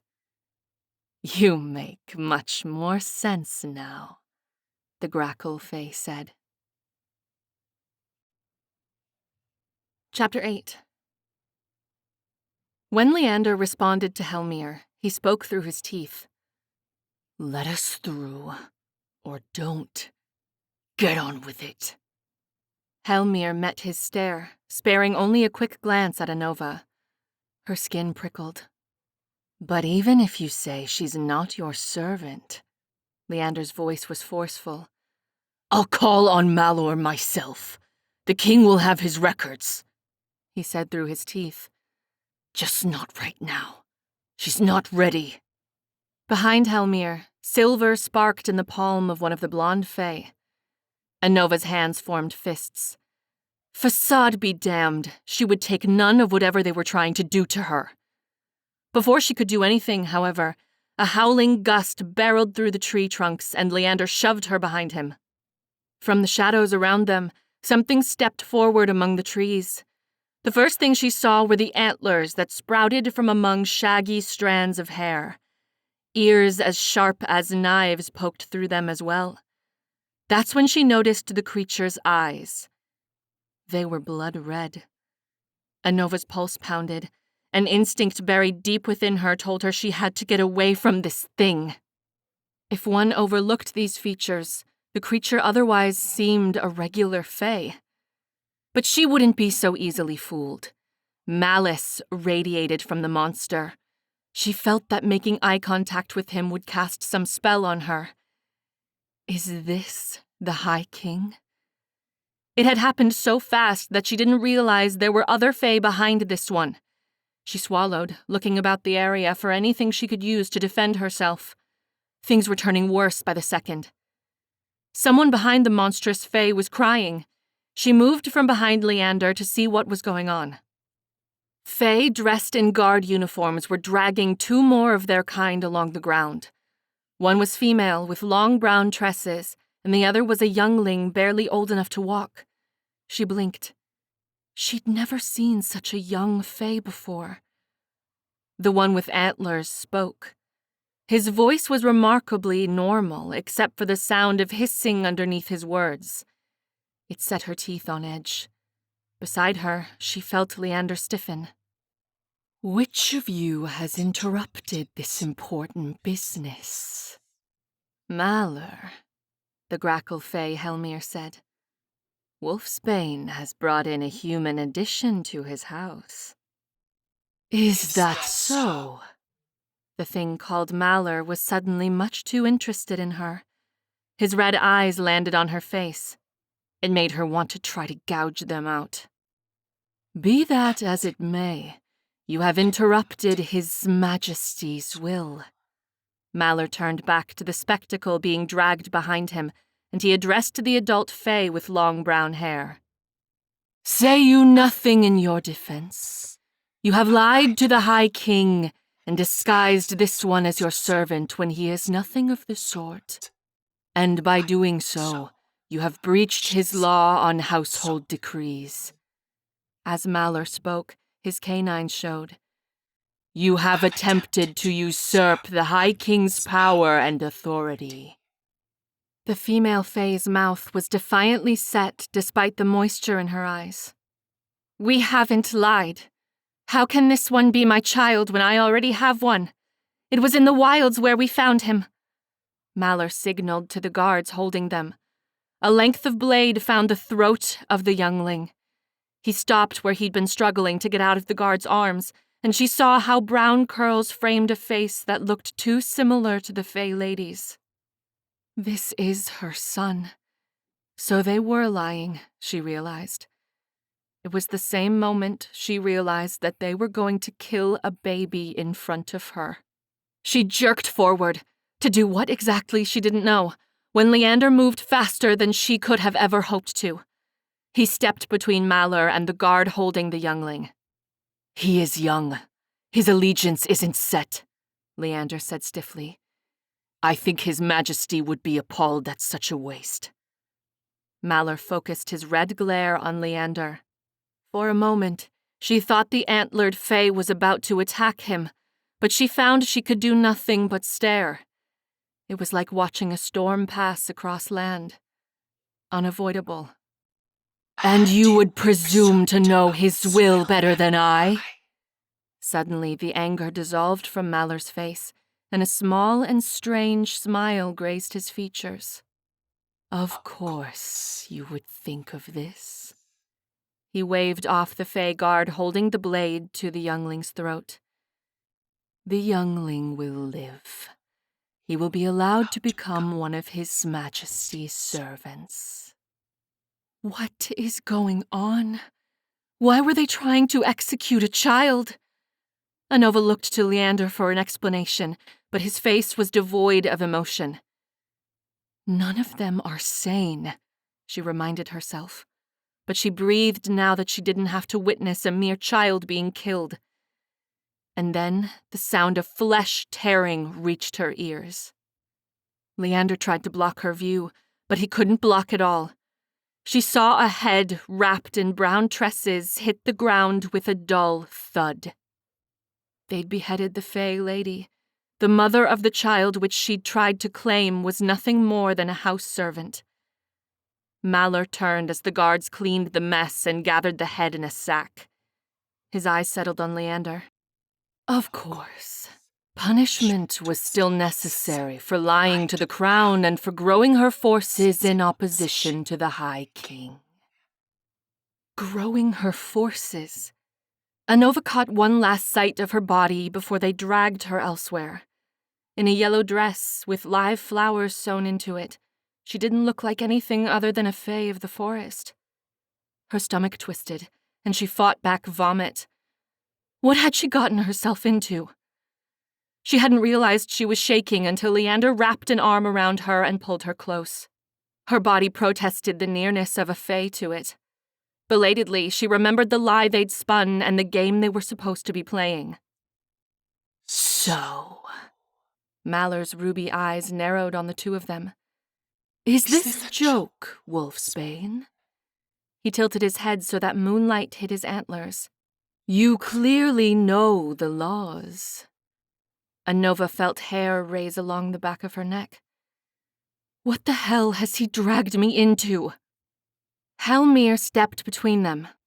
He says this one isn't his servant. He says the human is to be his pet instead. His eyes flashed as they landed on her. Like a prized hound. A muscle in Anova's jaw ticked. She'd barely gotten inside Fae, and she'd already been tempted to wring her hands around the necks of nearly every Fae she'd met so far. Her teeth bit into the edge of her tongue. When she got Leander alone, there would be hell to pay. You think this will exclude you from his decrees on household size? Malor said to Leander. His jaw was firm. This violates nothing, and you know it. Anova clenched her jaw despite herself. She despised being considered anyone's pet. Remember why you're doing this, and the alternative to not getting that money. Undoubtedly, Juris was awake tonight and alone in their attic room. She had to do this for him. She pulled closer to Leander and swept her gaze away from the red-eyed Fae. Malor stepped close enough to touch her. She could feel him looking at her. Perhaps, he said between his teeth. The antlered Fae straightened. Just remember to keep your pet collared and under control. He showed his teeth when he said it, and Anova's skin ran with goosebumps. She felt the need to lunge at him, but he looked at her like he knew that's what she wanted too. Malor added before turning away from them. And, of course, it goes without saying that the High King will want to see you in person to explain yourself. The monster was gone among the trees when she blinked again. Chapter 9. Anova should have been looking out the carriage window, gathering all the information she could about the landscape of the Fae lands. If she was to sneak out of them with stolen Fae riches, then she needed to know her escape route. As it was, she couldn't stop reliving the scene in the border forest between his lands and hers. Over and over again. His pet. Her skin crawled from the touch of a Fae, but his actions had probably saved her life. In a situation that he allowed to happen, she argued. But she couldn't lie to herself. She'd accepted his bargain in the tavern. Well, she would pay him back for this when she got her bounty here. She smiled at that. The coward was riding on the bench outside the carriage. He'd slung his chest, still open, inside after her and slammed the door. But there was something else bothering her. Why is it so unacceptable that he'd have 2 servants? The Fae steal human servants for their sprawling grand estates all the time. He omitted all these rules and regulations. Household size. She didn't like it at all. This complicated things. Her eyes wandered to the window. Outside, the forest had grown even gloomier and murkier. Occasionally, a large sliver of moonlight flashed over them as they passed underneath the break in the trees. It was nearly as bright as sunlight. She pressed her face against the window. The moonlight seemed stronger here. They had entered Fae proper, it seemed. As she looked, she thought she saw shapes move among the trees, but they were too large for most woodland animals. Deer? Yet they'd moved not in the way that prey usually moved, skittering and fearful. Anova pressed her back against the carriage glass wall, trying to convince herself that they had been does. That was when the woods fell away from her sight.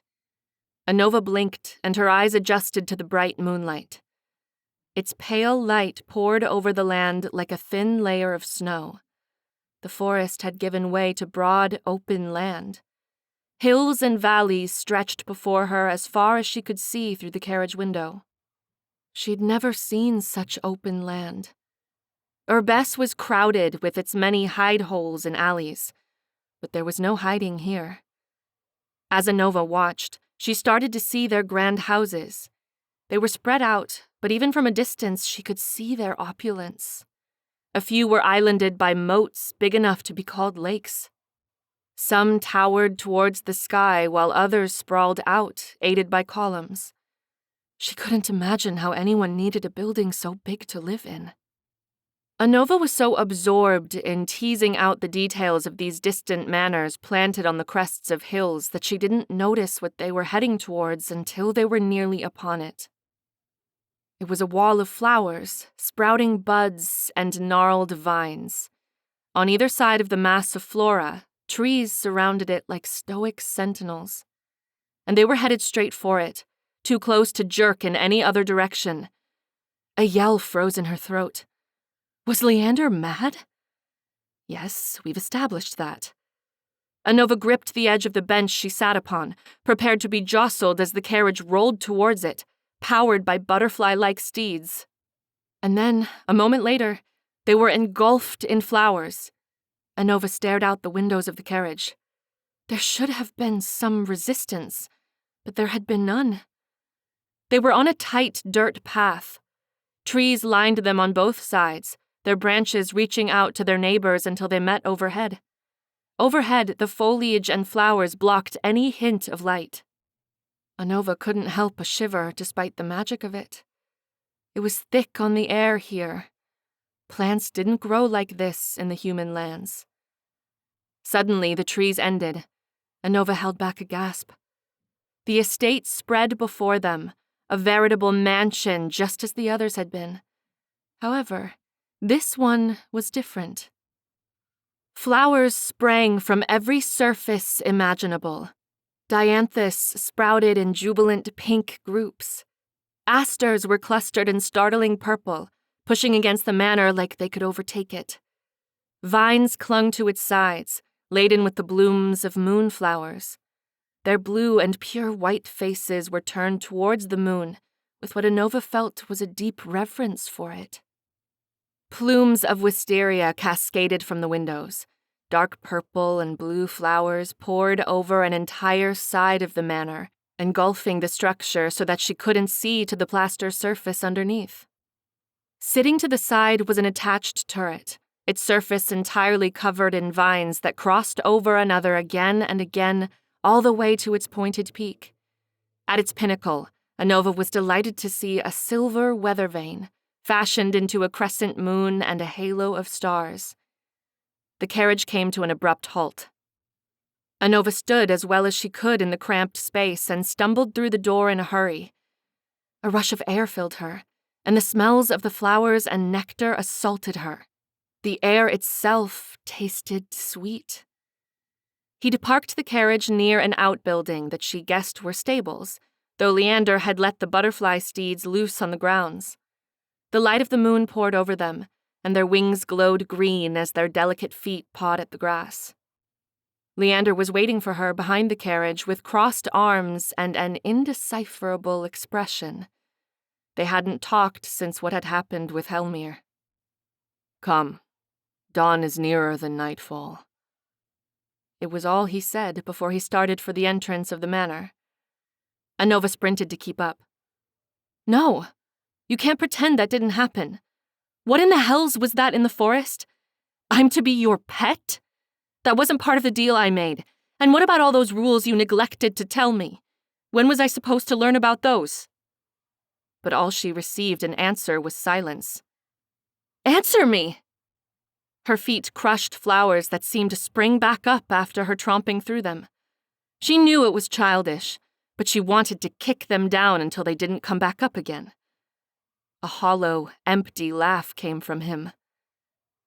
"Didn't anyone ever tell you not to make a deal with a Fae?" "Oh, you bastard!" she hissed after him. Blood thundered through her. What she was doing was stupid, but lately she was doing a lot of that. As she lunged for him, she aimed her fist at his head. In her next blink, he wasn't there anymore.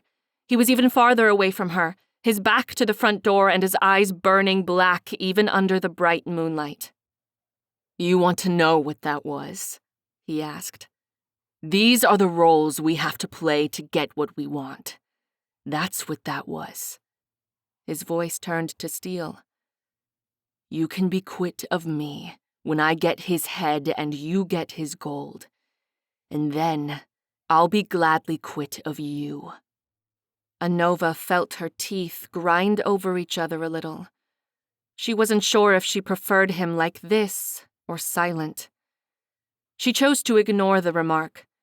There was something she needed to know still. Why did he want this so badly? She thought she knew, and she wasn't cheered by the prospect of helping him become the next High King. "You want the blood crown," she accused. It was the only real answer. Coin was powerful, but a good dose of power trumped every other force in this life. She was passing under the eaves of the mansion-like estate home. Columns holding up the structure were carved into various animals, some recognizable and others not. A snake, covered in what looked suspiciously like poison ivy, glared at her as she passed by. He'd turned his back to her again, and by now, she couldn't see his expression again. But he pulled at the curved handle of the wide entry door with much more force than necessary. The words came out like a growl. "Think again, human." His words were cut off by her gasp. This time she couldn't help it. Although there was little that could compare to the tapestry of flowers covering its exterior, the inside was breathtaking in a different way. On either end of the great hall that they walked into was a spiraling staircase, their metal banisters shaped into delicate flowers and curling stems as the stairs twisted far too skywards for the height of the estate that she'd seen outside. But the real opulence was across from her. Under an angled skylight window and above a curved entryway that led farther inside were 4 portraits. The light of the moon fell about their countenances. They were each too beautifully captured by the artist that she wondered who had painted the portraits. To capture such emotion, it must have been someone close to the family. For there was no other way to interpret the collection. They were clearly a family. On the far ends were the older Fae, a male and female. The male resembled Leander, though perhaps only because of the color of his raven hair and his dark eyes. His mouth was set in an unfamiliar expression of vague disapproval that she guessed most Fae fathers possessed. The female interested her much more. Despite her being Fae, there was a sincerity behind her eyes that she thought she didn't imagine. She looked like Leander, only happy. Brown ringlet curls draped around her face and down her shoulders. But the most interesting of them all were the 2 in the middle. They were both of Leander. Or that was, both portraits looked identical to him. He had a twin. Anova was already groaning to herself about having to tolerate a duplicate of her Fae tormentor when a figure emerged under the wide entryway underneath the portraits. Her eyebrows pushed together. This Fae looked like none of the paintings above them. Leander stopped in front of him. He still hadn't turned around to her since they'd walked through the front doors. To the other Fae, he said, "Show Anova to her rooms. Don't allow her anywhere else." This must have been his Fae manservant, Nerium. His face was beautiful and ageless like the other Fae, but there was something to this one that made her think he was much older than she could guess. His hair was the color of charcoal and styled back from his face. He stood straight, and his eyes flicked from Leander's face to hers behind him in a second. His coat was sewn with what looked like silver thread and ended at the back of his upper legs. With a tilt of his head, he greeted Leander in a salutation that the other Fae had rudely foregone. "As you wish, sir," he said. With his eyes still on his master, he said, "Shall I send your dinner to your rooms or your study?" For the first time since they'd entered the hall, Leander's gaze went to her. "No, thank you, Nerium. Tonight, we'll dine in the hall with the newest member of this house." As Nerium prepared her rooms, she paced about the grand entryway. She'd been given strict instructions to remain here. Like she was going to do that. Nearby, a lounge couch begged to be sat on. She resisted its plush cushions. She'd been awake for nearly a full day now, and she wasn't about to risk sleep yet. There was much yet to do. Anova listened at the base of the staircase that the Fae manservant had taken. Undoubtedly, there was a maze of rooms above. She had to take every chance she could to investigate the estate without prying Fae eyes, and before she was locked away in a bedroom. She hoped that wasn't about to happen to her here. Objective number 1. Find enough Fae treasure worth stealing. She was, above all else, a thief and a liar. Those were what she was best at. With those talents, she had a chance at liberating herself and Juris. The Fae moved too quickly and without noise to sneak much around them, but she had to try. And there is a house full of them here, too. Her back pressed against the walls as she left the entry hall. Although it might have been better to do this in the daytime when most Fae slept, she couldn't pass up the chance to use the shadows to her advantage. By daybreak, sun would be streaming through these sky windows. Without nearly any noise, Anova passed through dining halls, sitting rooms, the kitchen, and the servants' halls. The latter was an important discovery. She would use these crouched halls again. But they were all empty of valuables. Or of anything, for that matter. Anova gritted her teeth. She'd surely been discovered. Fae weren't that slow at anything. But when she returned to the entry hall, Miriam still hadn't returned for her. Show Anova to her rooms. Don't allow her anywhere else. Leander had certainly sounded like he intended to lock her up like some sort of maiden in a tower. Well, she had never intended to follow his rules, anyway. And besides, a feeling had started crawling on her skin like a fat caterpillar. It wasn't quite like the feeling of magic upon the air, though there was certainly quite a lot of that here. No, it was less a sensation and more like an extra sense that only awakened when it could be used, like perception of scent. The back of her neck burned. Anova wondered if someone was cursing her name. She looked up at one of the winding staircases and decided that could be entirely possible. Pushing herself to the inside of each step, Anova started to scale the stair with the least noise possible. Chapter 10. When Anova reached the top of the staircase, she was sure that someone nearby was speaking of her.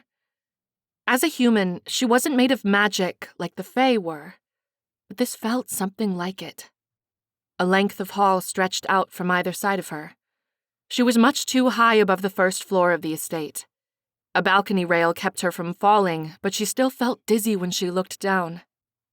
Anova moved away from it to the hall on her right. It was as she'd feared. This was a veritable maze of rooms and halls. The doors were all locked, and what was more, she didn't have anything to pick them. Silence pervaded the space like a second coat of magic.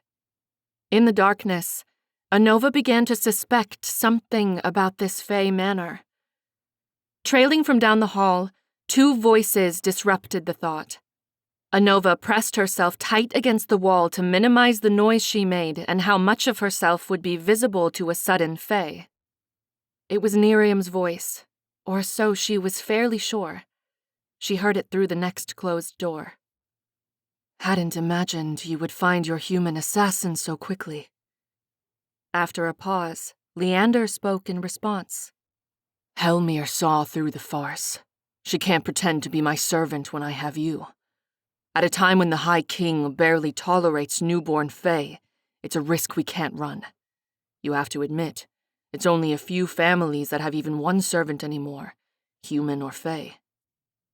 There was something unsaid here, and Anova hated that she couldn't piece it together. She stayed still, straining her ears to listen to voices that spoke too fast. I will take it as good news that you came back at all then, his manservant said. There was something about his voice that made her doubt he meant it sincerely. Was it sarcasm? Or just bitterness? She wished she could sneak a look at their faces, but that was too risky. There's another way for this to work. Something else she can pose as. Miriam must have seen something in Leander's face for him to understand his point. His manservant asked, And the Lady Lycasta? There was a pause here that tortured her. If only she could see his face and judge. Leander's voice was flat. Leave her to me. This Fae lady was undoubtedly another complication. Great. But before she could reflect on the name more, Nerium spoke again. This time, his voice was much quieter. She struggled to hear his words. And you're sure you want to do this? My research is complete enough, Leander finished for him. We found the answers we needed before I left. We know this will work. I need someone to believe that, Nerium. It's a sound plan. You once said so yourself. And to go through with it is an entirely different matter. Something in Nerium's voice changed. You are the last of them. They were silent for too many heartbeats as Anova tried to make sense of it. She got the distinct feeling that she hadn't been told all the finer details of this plan. What's that smell? Leander asked. Anova froze where she was near the closed door. Without moving, she sniffed a bit of her hair. She didn't smell, right? Her heart thudded. She couldn't be sure, and she fumbled back several steps until she found somewhere to hide, a door that was cracked. She dove inside, hoping against hope that no more Fae were waiting for her. Blessedly, it was empty, but what she saw raised bumps on her arms. Sheets had been thrown over every surface, the bed, a vanity, a cushioned bench, and an armoire. Where she could see them, there were piles of dust on most things. This place was empty. She hadn't said the word. She spun on her heels to see Leander blocking her exit. His dark eyes glimmered dangerously. She didn't have to guess if he suspected that she'd been there that whole time. What are you doing here? He snapped. It was time to lose the pretense, she knew. Her heart thrashed faster within her.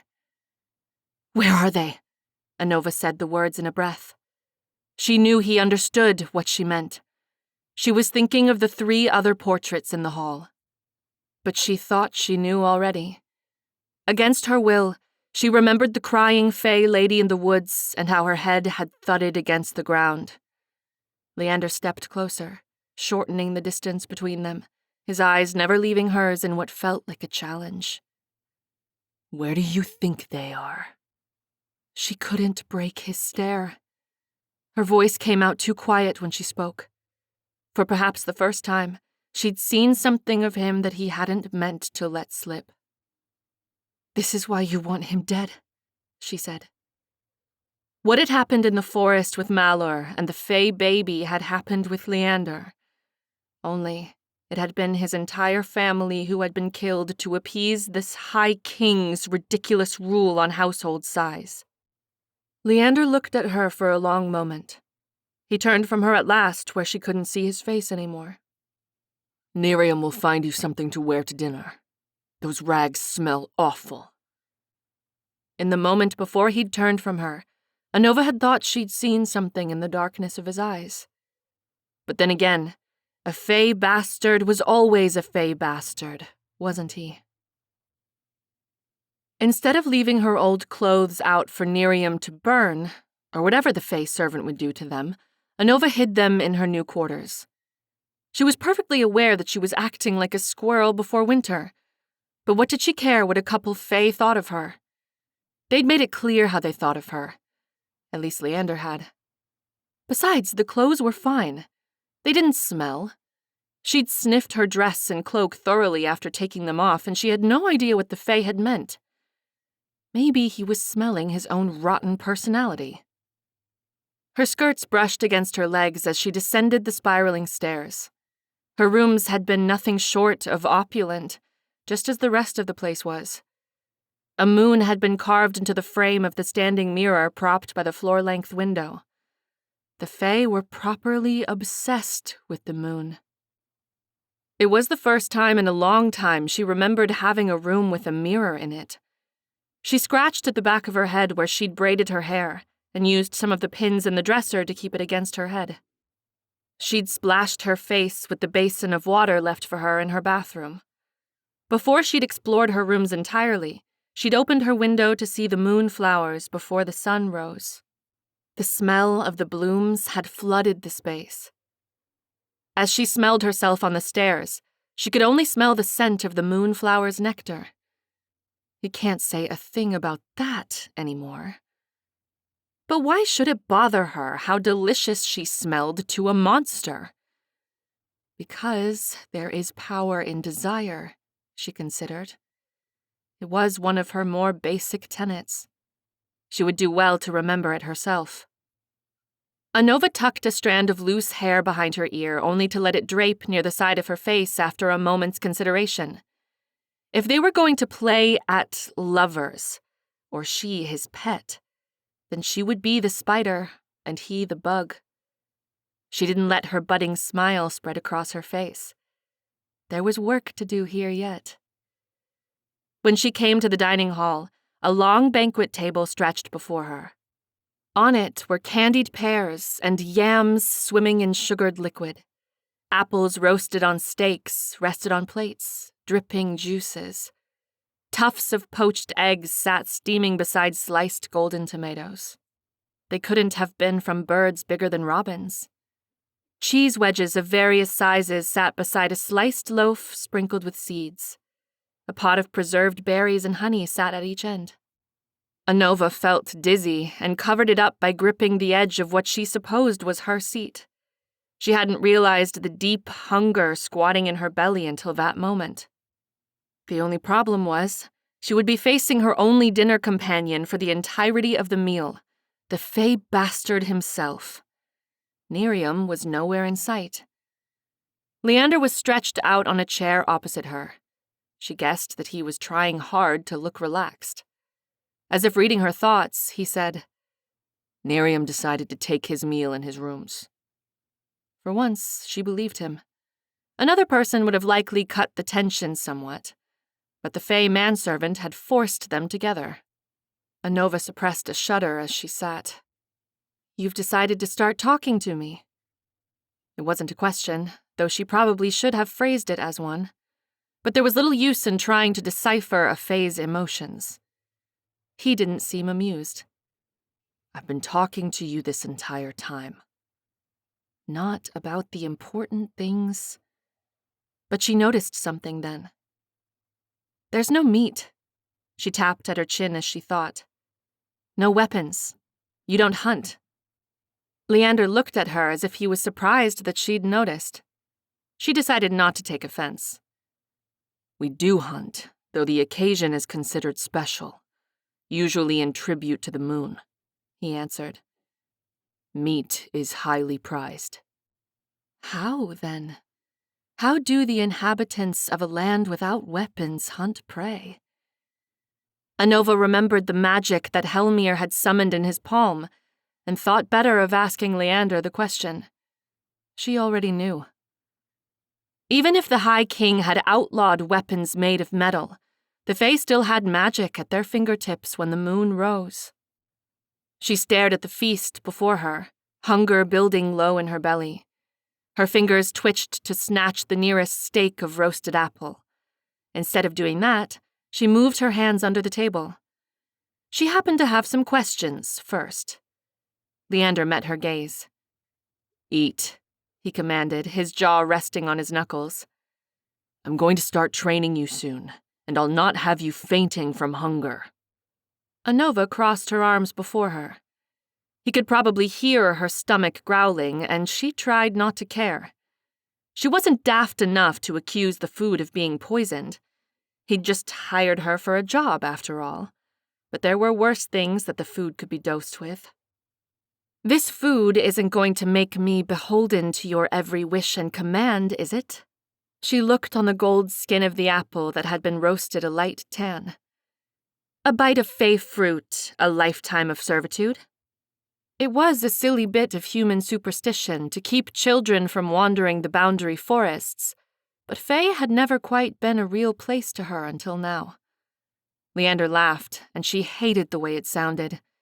It was joyless, bouncing on every surface of the grand dining hall. There was too much room here for 2 people, and too much food. Anova. She felt as if something crawled on her spine when he said her name, and she wasn't sure if she wanted him to say it again, or never at all. She couldn't see his expression for the shadow that had fallen across his face. The moon on the other side of the windows must have been obscured by clouds. If I wanted you to do something, he said, you'd already be doing it, on hands and knees. Anova could feel her cheeks blazing. She picked up the skewer with the apple speared around it. She was supposed to be the one in power, the seducer and manipulator, not him. The temptation to throw it like a dart into his eye was strong, but somehow she resisted. Juices dribbled down her chin as she tore into the banquet. Leander looked on. She tried to ignore that. No matter what he'd said, it was never a good sign if one's host didn't eat alongside you. When her stomach started aching from fullness, she wiped a bit of the honey jam from her chin. She'd been barely able to stop herself. The Fae's food was richer, sweeter, and more savory all at once than what she'd known. But there was more to it than that. It was the most she'd ever eaten at once, she realized. She breathed out of her nose, hoping that Leander didn't realize how she'd made herself sick with food. She hadn't found any treasure so far, or any other Fae, for that matter. She needed to do some digging still if she were going to find anything to bring back to Juris. And she had a part to play here, even if she wasn't going to play it for as long as Leander thought. He'd been watching her, she realized. She leaned back in her seat. I'm still owed some answers, she said across from him. Presumptuous human. His eyes narrowed on her. I'll decide that. She remembered the conversation that she hadn't been meant to hear. He'd certainly already figured out that she'd been listening, and there were things that she hadn't been told yet. Things she needed to know. Not to mention what the hell had happened with the thing called Malor. We found the answers we needed before I left. We know this will work. I need someone to believe that, Nerium. The details she'd been told so far were too few. The plan was too simplistic for what it entailed. Treason and murder. There were details they were holding back from her. What research was Nerium talking about? She said. What is this plan? The real plan? Leander met her gaze from the other side of the feast. The points of his ears stuck out on either side of his black hair as a flash of moonlight escaped the cloud cover outside. I don't reward eavesdroppers. Anova gritted her teeth. You can't expect anything less. She picked up the skewer from the apple and stabbed a piece of cheese through. Hire a conniving thief, and you can't ask her to not act like one, right? There was something in her own voice that she wasn't sure she liked. Pluck the scum of the street from the gutters, and she'll not behave like a Fae princess. Leander's eyes were dull and dangerous. Fine, then. I propose a trade. I'll tell you what you're asking if you tell me something in exchange, thief. She suppressed a shudder in the Fae-made dress. What is it? She asked, tilting her head and looking at him as if he were a suspicious plant that she'd considered eating. Bargains with Fae were never good, and they always benefited the Fae involved. Even so, she'd already gotten into one Fae bargain with Leander. What was another? She considered how much she wanted this information. Very. Leander spoke, interrupting her thoughts. He was leaning towards her, his eyes dark and gleaming again. Tell me why you want this money. She nearly snorted. That was easy. Nearly every soul in Urbes dreamed of fat pockets and soft beds, even the ones that had them. She wanted the money because she was a greedy, insatiable street urchin. That's all he thought of her as, So why spoil his expectations of her? There was no reason to give him anything else. In a few months, I will bring the matter to the attention of the courts of Urbes. There was something else to his gaze. She shifted under it. Fine, she said. You go first. Don't leave anything out this time. Leander looked at her for a long moment. Our research concerned the blood crown and humans. Anova stared at him. What did humans have to do with the Fae artifact? Leander narrowed his eyes at her. I thought you were smarter than this. Didn't you suspect what you were getting into when you agreed? It was then that she realized.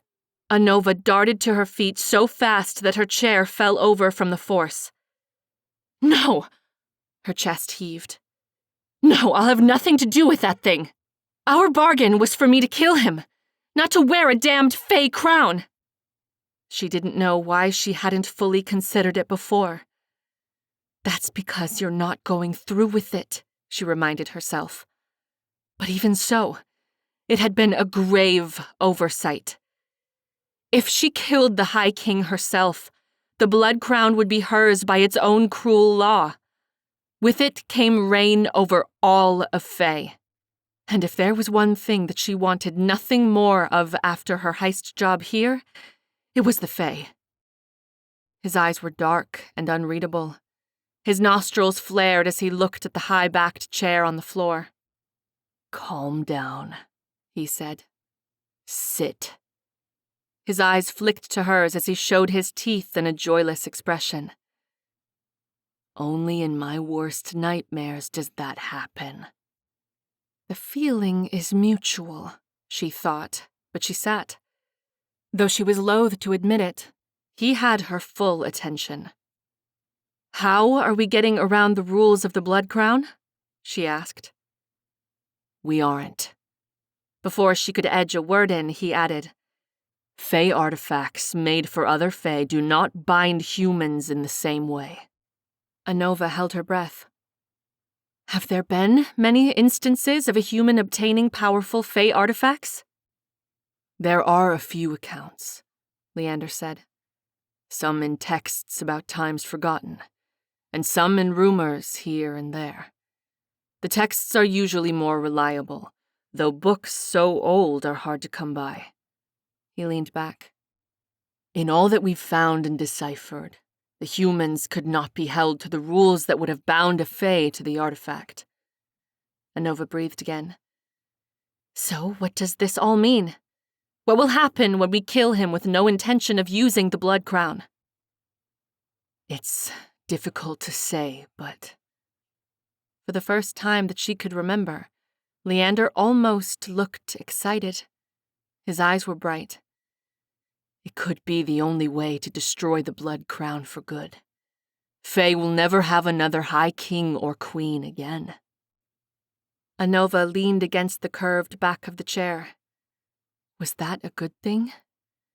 She watched the gleam in Leander's eyes wane until his expression didn't unnerve her so much. But she wasn't done with her questions. Not by a long shot. That thing in the forest, the Fae with the antlers. She narrowed her gaze on him. For some reason, she didn't wish to say his name out loud, as if it would summon him here. What was that? His mouth formed a grim, straight line. Malor. Speaking of pets, that one is the High King's leashed bloodhound. His eyes darkened, though he barely keeps him restrained these days. His knuckles held his chin up as he spoke. Officially, he enforces the king's laws and regulations. Unofficially, he's the king's favored executioner. Anova's skin crawled. What was all that about growing her forces in opposition to the High King in household size? She said. Leander's face was clean of emotion.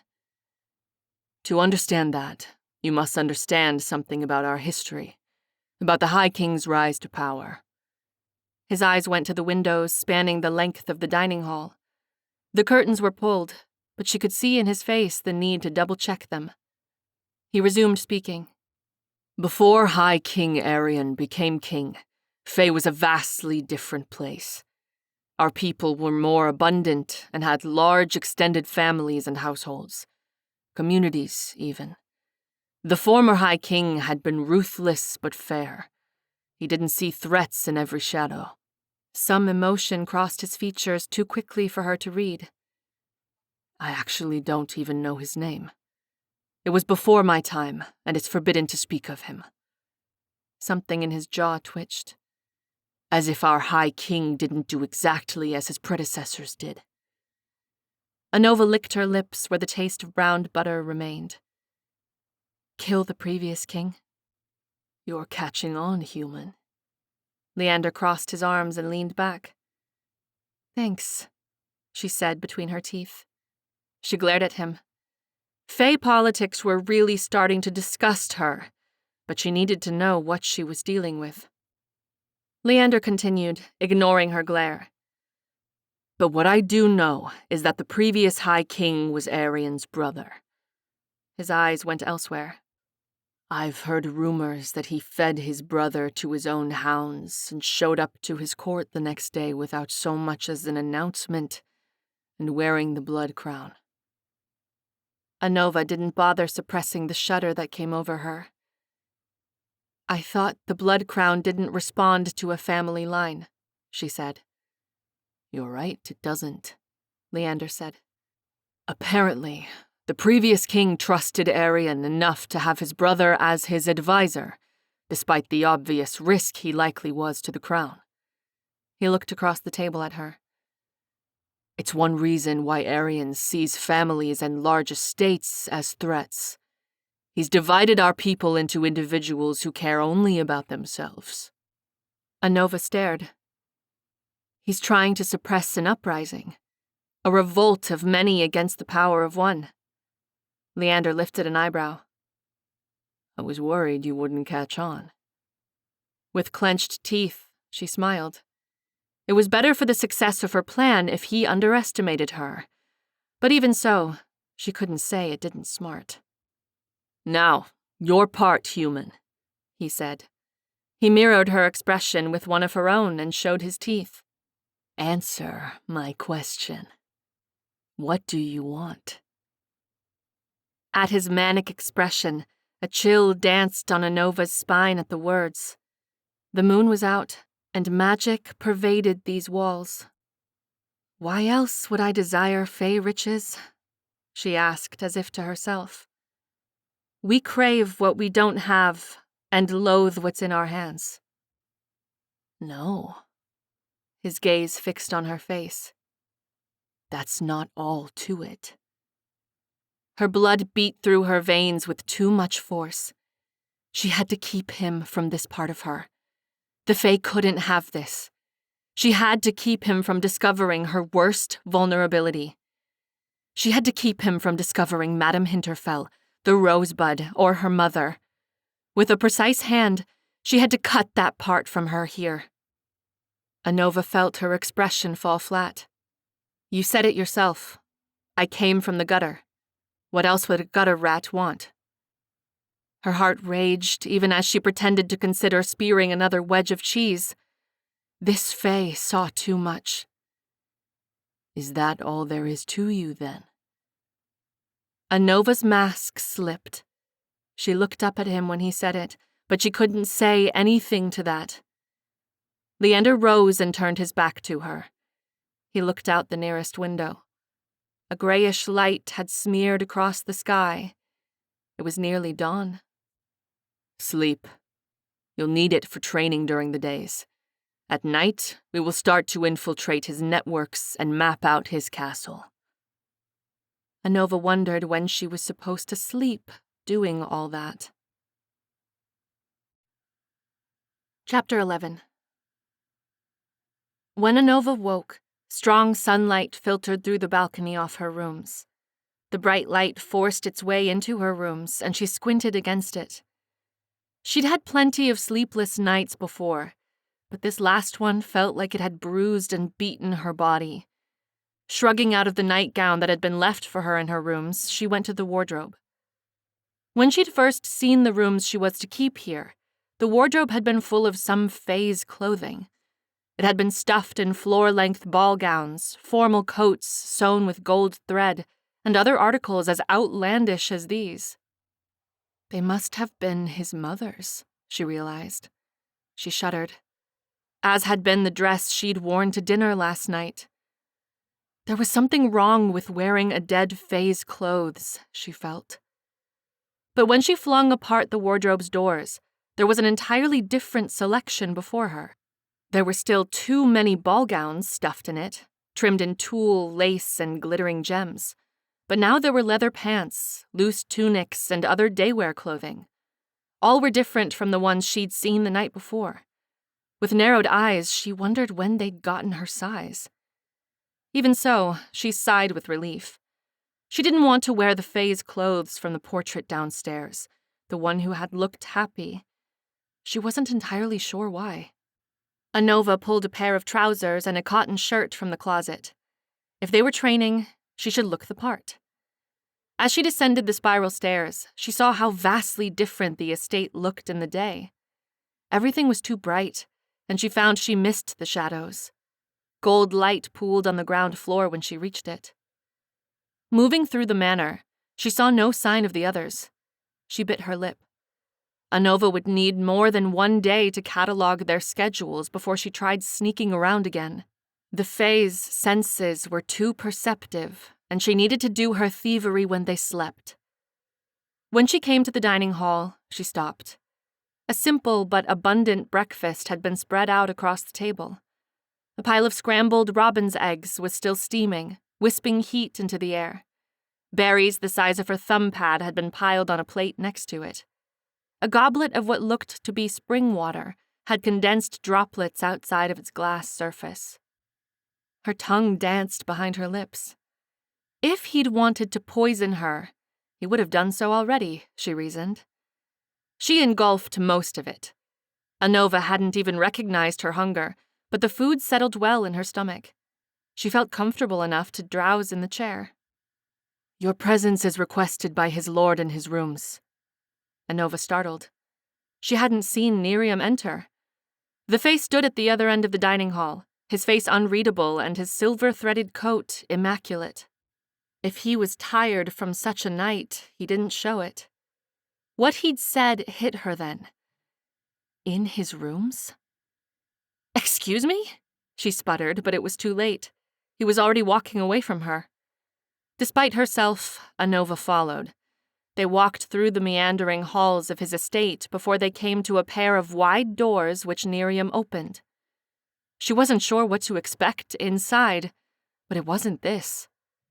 The walls were bookshelves, lined in too many texts to count.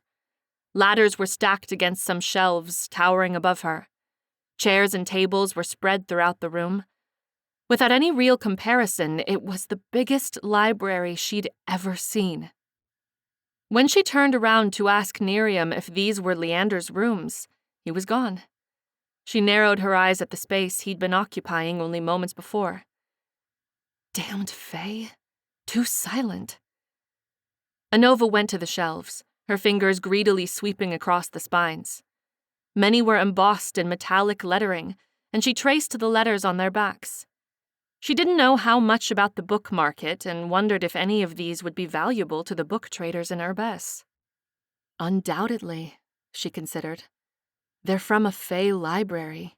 That alone would make them valuable. She supposed she should have expected this. Leander had been difficult to pry from the book he'd been reading during their carriage ride here. Her face soured at the remembrance of him. "I'm afraid the books aren't part of your bounty reward for this job." She turned to see Leander standing before her. "I wasn't going to steal them," she said through her teeth. "In front of you," she added silently. Even so, she moved her hands from the spines and crossed her arms as she did so. Her eyebrow crooked. "You wanted me?" "You wish," Leander said in an aggravatingly lazy voice. Before she could argue semantics, he added, "It's time for your training." That was good, because she was ready to punch him already. She looked around them, waiting to see some obvious answer to what she saw as a problem. But there were only books around them. "In a library?" she asked with a frown. "Not quite." Leander watched her for another moment before he added, "Close your eyes." She didn't. "Why?" His tone was cool when he said, "Because I don't trust you." Fair enough, she considered, but that didn't make her feel any better. "That would require me to trust you, Fae," she said. "An impossible feat." "I'll give you something you want." He appraised her with glimmering eyes. "More information." Something danced and trembled in her center. She didn't hesitate. "Deal." Anova closed her eyes, her thoughts on the information she'd leverage from Leander. There was much she could stand to know. What would she start with? She didn't expect the touch at her temple or the silk draped across her eyes. She jerked from his touch. "Stay still," Leander hissed. "You didn't mention a blindfold," she snarled back. Despite her words, she forced herself to stay still as he tied it against her head. "Wait here," he said. Anova shifted. Vulnerability of any sort didn't agree with her. It had barely been a minute of his absence before the ground was suddenly lost from under her. Anova scrambled, reeling from the sensation of standing to falling, when she realized Leander had scooped her into his arms. "What the hell are you doing?" she screeched. "Put me down!" But she could feel that they were moving too fast already. "Trust me," he said, and his scent was everywhere as he spoke. "You don't want me to do that right now." The air had changed around them. "Where is this? Where are you taking me?" Her heart hammered in her chest. How badly did she want the information that he'd promised her for her compliance? Would it be worth this? "You don't expect me to tell you that after all this effort, do you?" He sounded like he was rolling his eyes. Anova was silent. He hadn't told her where they were going, in words, but there were other ways to figure it out. The air was getting cooler across her neck. He was breathing and moving unevenly, holding her with one arm only. He was exerting more energy than he should have. "We're climbing down something." The knowledge comforted her a little, though she supposed it had to be like this. If what he said was true, owning a weapon in Fae was a killable offense, much less training with one. Absently, she wondered if this had caused his family's deaths. Anova stopped that line of thought. When he allowed her out of his grasp and she slipped the cloth from her eyes, she wasn't surprised to see the earthen walls surrounding them.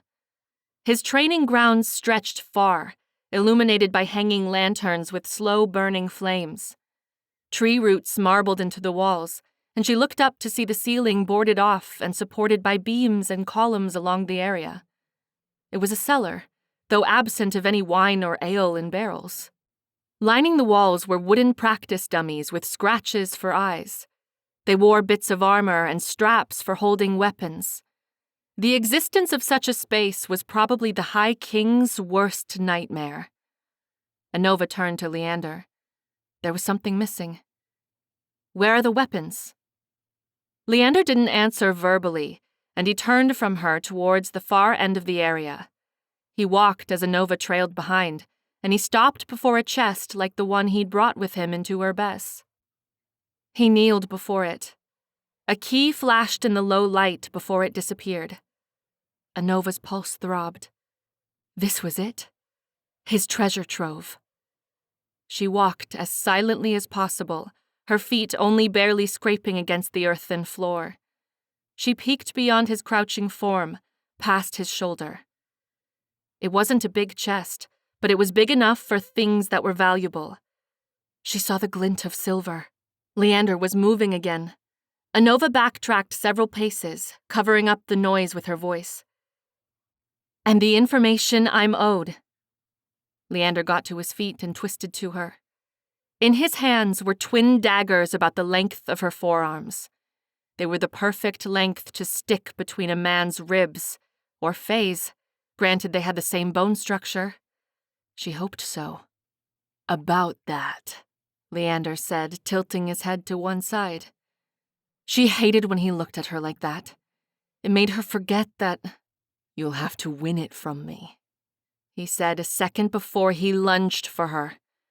Anova dodged his attack, but it was too close for her comfort. "What are you doing?" "Training you."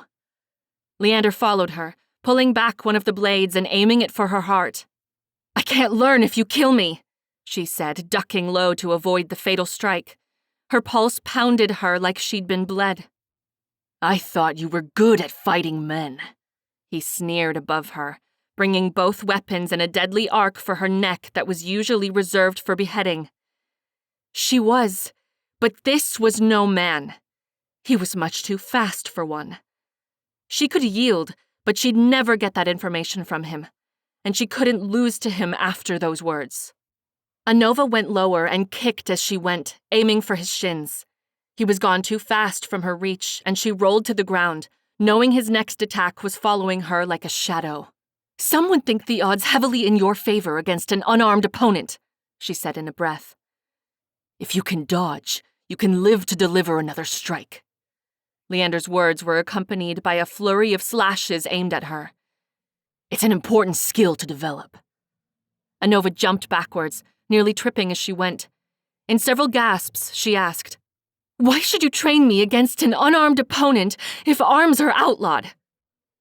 "Just because they're outlawed doesn't mean the king won't have any." He paused a moment, his chest rising and falling at a steady pace in the dim light. She'd broken into a heavy sweat, and this was his only sign of exhaustion. She suppressed a glare.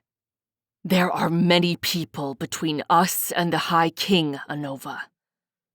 She didn't like the sound of that. "I thought the point of this was stealth, not fighting his retinue of guards." "We should prepare for the worst," Leander said. It was all the warning she received before he launched into a new attack, twisting his body at an angle that would have made a man cry in pain. Anova fell against the earth again as she dodged, scraping her skin raw against the earth. She cursed him. Above her, he asked, "What is this information that you want?" She saw her chance and took it. Whatever this distraction was, she wouldn't waste it. "Doubting your win, are we?" She grinned an evil smile up at him. "Or does the thought of a woman under you make you nervous?" At the same moment, she shoved her knee against his chest. It connected, and she forced more weight behind her leg as she smashed it into him. Anova felt like she was flying. She'd hit him. At once, she felt Leander's breath leave him, and he stumbled backwards. Of course, it wasn't as satisfying as watching a drunken creep get what was coming to him. Leander was far more elegant and quicker in his recovery. But it was a close second. A strange thought burrowed into her brain at that. Has he ever been with another Fae before? It was disgusting that she should even think about it, but now that the thought had entered her brain, she couldn't be free of it. "Do you win all your fights by cheating?" Leander wondered, examining his button-up shirt that she'd dirtied. The twin blades were resting in sheaths at his waist. She shrugged. "It's not cheating if it's to the death." "You're right, of course." He looked at her for some seconds longer before adding, "Do you know why I couldn't touch you? And why you landed a hit on me despite my superior speed and reflexes?" She let the superior comment go. She had to pick her battles. "It couldn't be because I'm better than you?" she asked, picking at her nails. "It's because your life was at stake and mine wasn't." Leander started walking around her, keeping his eyes on her as he did so. "Fae, human, animal, it doesn't matter. All that matters is who has more to lose. Who can't lose." "And your point?" she said. Leander came to a stop before her, closer than he had been before. "My point is that if the High King thinks his life is in danger, he will do far more damage than a cornered boar would. His eyes were dark like the night sky. "But if he doesn't suspect a real threat," Leander said, his thumb coming to trace the bottom of her jaw, "it will be all the easier to slit his throat." He removed his hand before she could do it for him.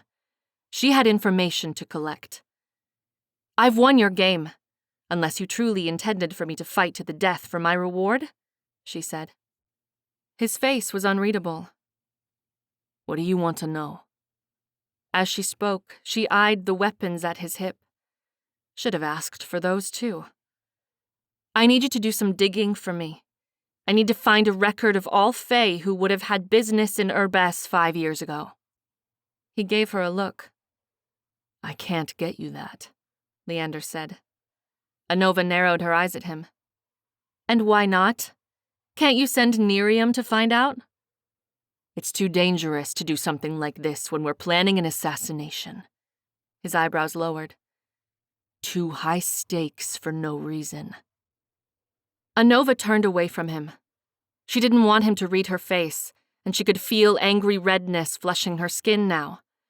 If she couldn't find her mother's killer, then what had been the point of coming here?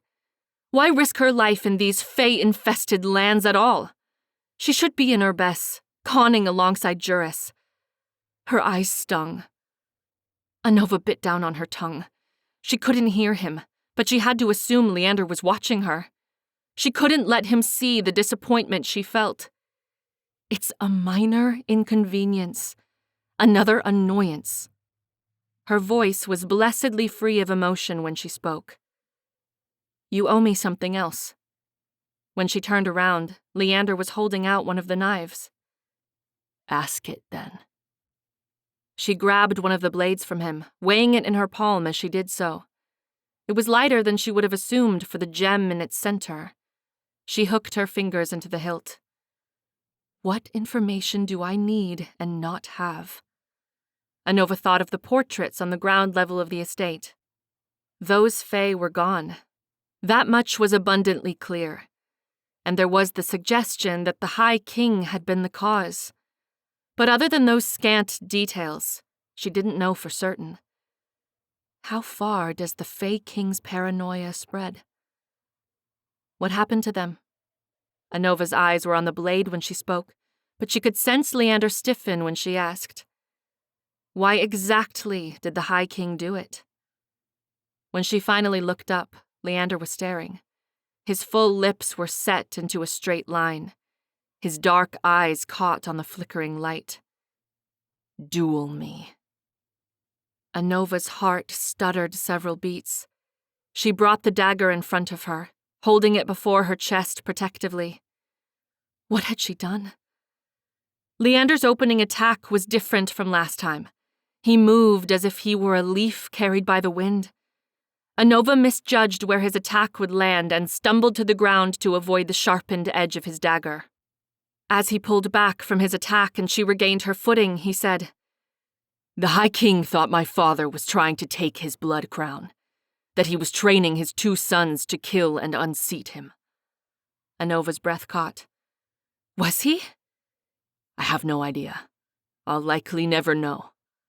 Leander moved into a stance across from her again, and she mirrored him. He was his right hand.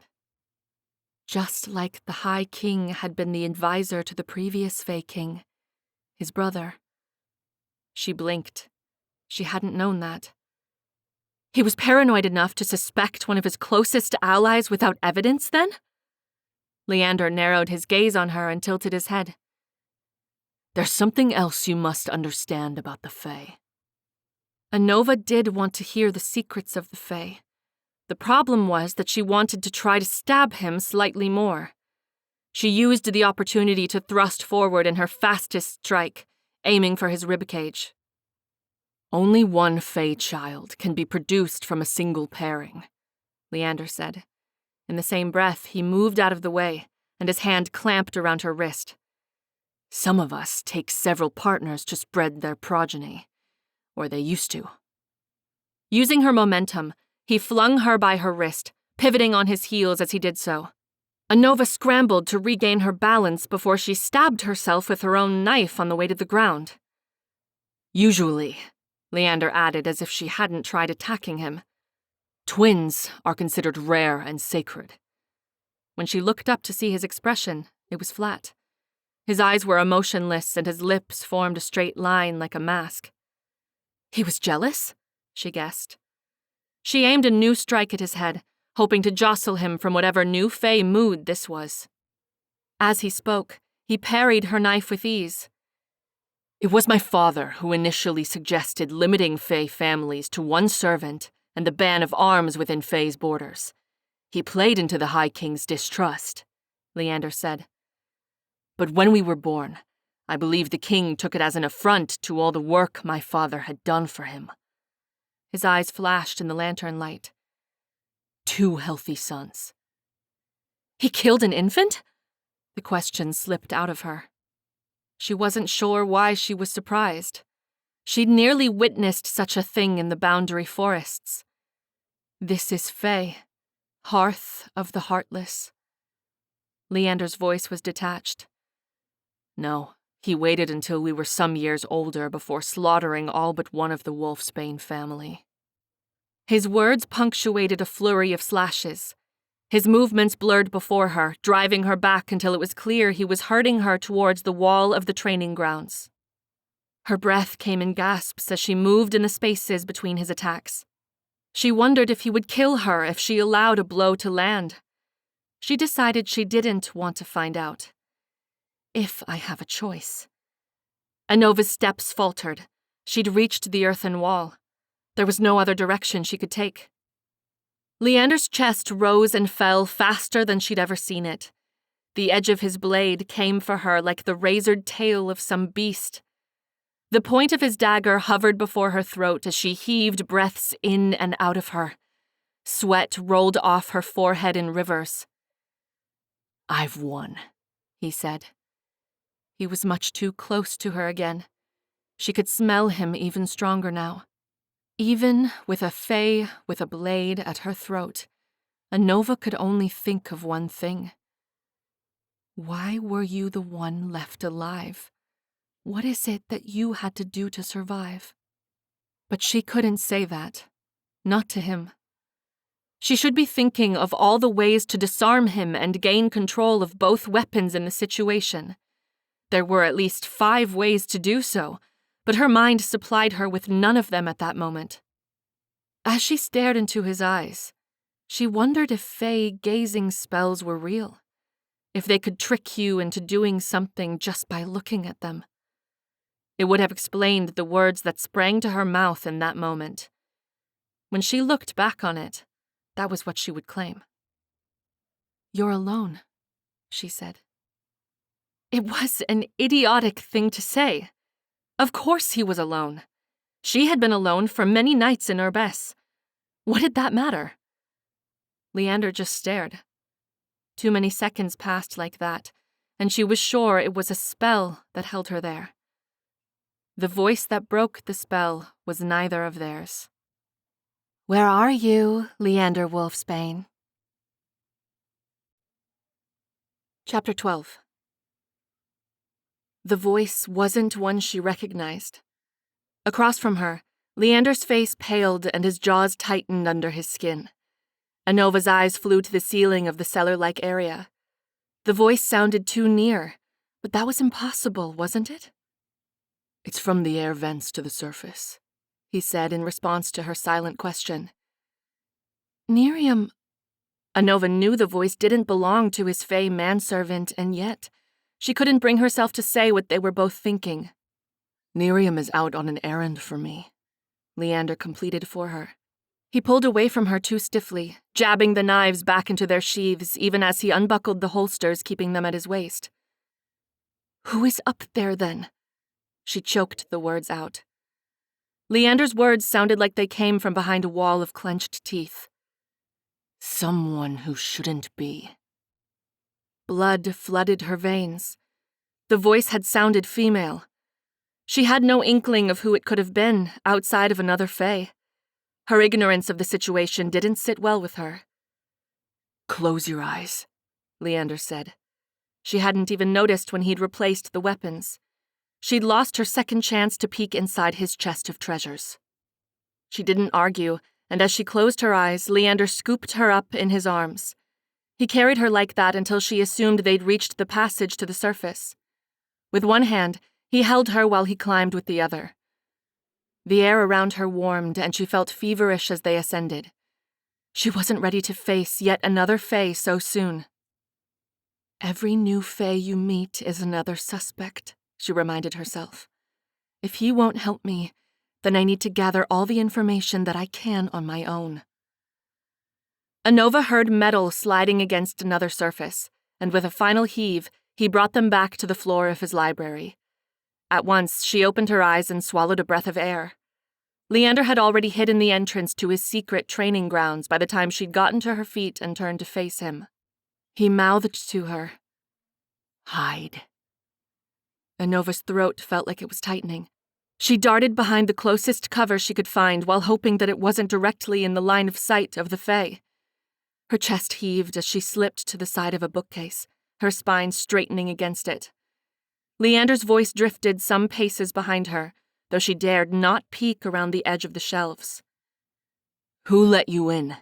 he asked. "I did, of course." Her voice had a smile to it despite Leander's clear annoyance. It was an obvious question, and she guessed that Leander was bargaining for more time so that Anova could remove herself from the situation.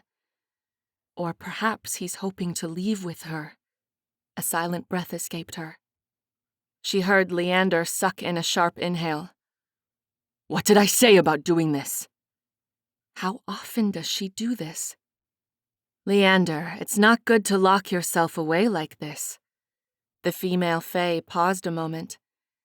"His Majesty has announced a fete for the next quarter moon. It would be good for you if you went, especially if you went with another. Such a thing wouldn't be so insufferable then." "I'm already going, Lycasta." Lycasta's voice purred. "I knew you'd change your mind."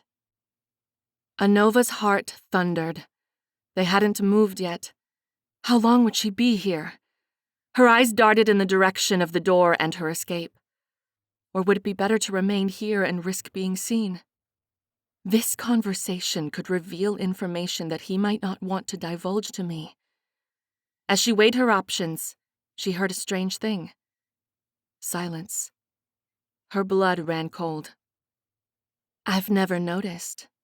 This color suits your eyes," Lycasta said. Anova wasn't sure why she did it. Perhaps it was the turn in the conversation that did it, or the strange silence that had passed between them a moment ago. What happened in those seconds? She peeked around the corner of the bookcase, and her stomach dropped. There was no other word for it. Lycasta was perhaps the most gorgeous creature she'd ever seen. Waves of dark brown hair fell down her back in a cascade. Her skin was a radiant bronze, and full lashes brushed against her cheeks. Heart-shaped lips moved in a smile when she looked at Leander. She's in love with him. This complicated things. She was to play at Leander's human lover, but she hadn't known he already had a Fae one. Her finger was on his shirt, tracing the edge where it touched his skin. A thought struck her then. Did they kiss a moment ago? Leander's eyes were on nothing in particular. She tried to read his face and failed. It was then that something horrible happened. "What is that?" Lycasta's face had turned. She was looking at Anova. The Fae's expression changed in an instant as she seemed to understand something. Anova couldn't move. It was too much like watching an approaching storm. "You got me a new maidservant?" Lycasta started to move faster than she could track it. Anova jerked back, her eyes scanning the room for anything that could be used as a weapon. But before she could reach her, Leander's hand wrapped around Lycasta's arm. He said in the other Fae's ear, "She's mine." Lycasta's perfect eyebrows met, and her lips pinched together. "But you already have." "Let it go, Lycasta," he warned. She jerked her arm from his grasp. "You shouldn't be doing this." She crossed her arms before her chest, and Anova got a glimpse of her dress. It was aquamarine, and the library's light flowed across the fabric, catching glimmers in the folds at different angles. The dress started just below the gentle rises of her shoulders and went straight across her chest. She was achingly beautiful, and Anova couldn't understand how Leander would be able to deny her from anything she desired. "She's not another servant," Leander said. "I'm not violating the laws." Anova tried to contain herself. She hadn't noticed when he'd snuck up beside her, but he was here now. "Play your part," she urged herself. She was acting like a starry-eyed human who had never seen the vile beauty of the Fae before. She was better than this. Anova leaned against Leander, and she was engulfed by his scent at once. It made her dizzy and a little too brave in the face of an unfriendly Fae. Lycasta's eyes were on her anew, and it wasn't a comfortable feeling. She started at Anova's feet, pausing to take in her trousers and the rough-spun cotton shirt that she'd barely bothered to tie together at the throat. "I'll be accompanying him to the fete," Anova said. In the same moment, Leander moved a lock of her hair from her face. She suppressed a shiver. Her heart thundered. She hoped they were convincing enough. Lycasta's upper lip moved back, revealing sharp teeth. "Restrain your human. Whatever you consider her, she won't last long here speaking like that to Fae of class." She turned, but before she started for the door, she added, looking at him. "Helmir said you'd made it back to Fae." Lycasta glared at Anova. "He failed to mention anything more, however." When she was gone, Anova breathed again. She felt like sinking to the floor, but she restrained herself in front of Leander. Why didn't Helmir talk about what happened in the Boundary Forests? It was then that she started to understand the Fae a bit more. Helmir hadn't told Lycasta that Leander had brought a human lover into Fae because he suspected something like this would happen. He'd known about her feelings for Leander. Helmir had wanted to cause trouble and sow discord. Anova's thoughts turned to Leander himself. For all his preparations and precautions, he hadn't mentioned this complication. She turned to him. "Why didn't you tell me about her?" Leander didn't even bother looking at her. "Would the knowledge of another Fae standing in our way have prevented you from accepting the job?" There was no real answer to that, so she ignored the question. The situation had been misrepresented from the start. Anova narrowed her eyes at him. "You're welcome, by the way. She wasn't convinced until I said something." Leander finally looked back at her. "You've just made this harder. I was going to go to the fete by myself this time. You're clearly not ready to interact with anything more civilized than the mice in the walls." Anova grinded her teeth. How was she supposed to know that? "We weren't very transparent with this entire plan, were we?" she bit out. "A little debriefing would have helped, you know." As Leander left the library, he said into the empty space around them, "Transparency is for the trustworthy, Anova." She resolved then and there to not leave a single object of value behind in the entire estate. Chapter 13. When Anova entered his library, she was surprised to find Leander not dressed in his usual outfit for their training, but a more formal black silk shirt and pants. "I see you're not worried I'll draw blood on your expensive silk. I'll wait if you need to change," she said with a falsely saccharine voice. She relished the thought of ruining more of his nicer shirts. She'd shown marked improvement in matching his dueling skills, and she hadn't quite forgotten his comment from a few days ago. "Transparency is for the trustworthy, Anova. Lying Fae bastard." She shouldn't have been surprised. For the Fae, mistruths were their currency. "No dueling today," Leander said, failing to rise to her bait. Before she could ask, he started walking from the room of towering book stacks. She followed behind, and when they left through the door to the gardens and the back of the estate, she shivered in the warmth of the sun. It was already afternoon when she'd risen, and the heat of the sun beat down on them. She'd already become so accustomed to the Fae lifestyle that she could barely look in the direction of the sun.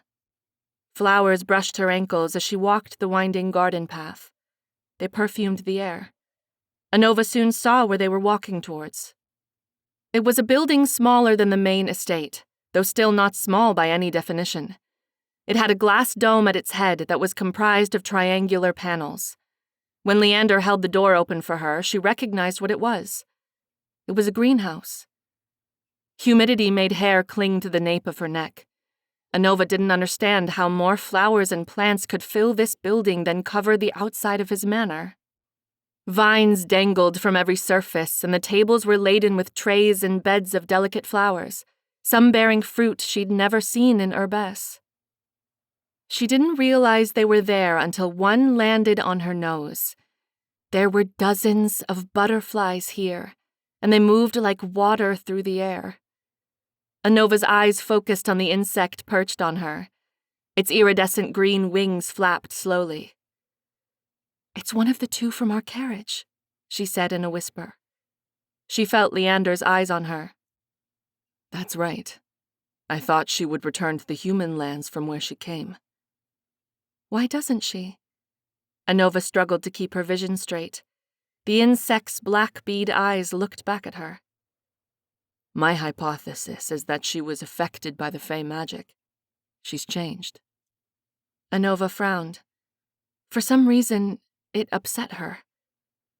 "She can't go home." "Why would it be the same as before?" Leander asked next to her. "Would the flowers taste as sweet?" Perhaps not, but it wasn't the choice she would have made for herself. Once the green butterfly took to the air again, Anova turned to examine the flowers nearest her. They had deep purple blooms on tall stalks. She crouched, and their cloying smell assaulted her at once. Coughing, she turned away from it. "Are you often drawn to that which is worst for you?" Leander asked above her. "You wish," she thought, but kept that to herself. Leander crouched beside her and turned his gaze to the flowers. "Delphinium. Toxic to many animals, humans, and Fae." Anova swallowed. So, in addition to his natural toxicity, he grew toxic plants as well. It suited him. "And this is another of your illicit activities?" she asked. "If arms are outlawed, certainly this is too." Leander's eyes were on the flowers draped over each other. "One would think, but no. My mother was a botanist, and I don't think our father realized how dangerous the plants she grew could be. The High King thinks the same. Besides," he said, rising to his feet, "he has servants to taste every drop of drink and morsel of food he consumes." "So, poisoning him isn't viable." Anova frowned. It seemed the easier, stealthier option. "Not quite," Leander said. "The High King has many more guards than wine tasters." His eyes caught on the light like a cat's. "And there's something about poisons that even the High King doesn't likely know." The corner of her mouth pulled up in a smile. This was what she was talking about. And that would be? "Humans are much more fragile than us in more ways than one." Leander started walking by the tables of strange flowers. "It takes significantly more toxin to affect us than it does you." "It's because you're already poisonous," she wanted to say, but refrained from comment. "It's because of this that humans make the best wine tasters, and the king isn't aware of this." "How do you know?"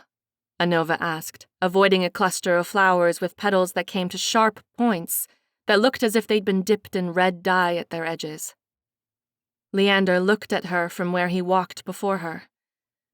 "If he was, then he'd use them all the time. Instead, He has a mix of Fae and human servants, including those who taste his meals for poison. If we are to try poisoning, and I think it's an option we should consider, then the best time to do so would be when he uses a Fae tester." Anova grinned. In small enough doses, the first bite or sip would get past his Fae taster. Her smile slipped. But he's Fae himself, so dosing him effectively will require lots of poison. "Exactly," Leander said. "But that's not the only reason we're here." He stopped before a table and turned to face her. "What we're doing will bring us nearer to the king's closest connections and eventually to the Fae King himself. And the closer we get to the boar, the more he might begin to see the teeth of the trap around him. The more likely the boar could decide to retaliate." Anova understood and wasn't thrilled. "As a human, I'll be more useful than you at detecting poison in our own food and drink." "It's why it's so vital that you know the difference in the poisons grown in Fae and their antidotes. I will demonstrate every poison our enemies will be most likely to employ. At the end of today's training, there will be a test." Leander moved out of the way, and she saw what was on the table. There was a variety of leaves, red berries, finger-like roots, bright flower petals still dewy, and a goblet of liquid silver that shimmered in the light. Leander continued, "Only one of these is not poisonous.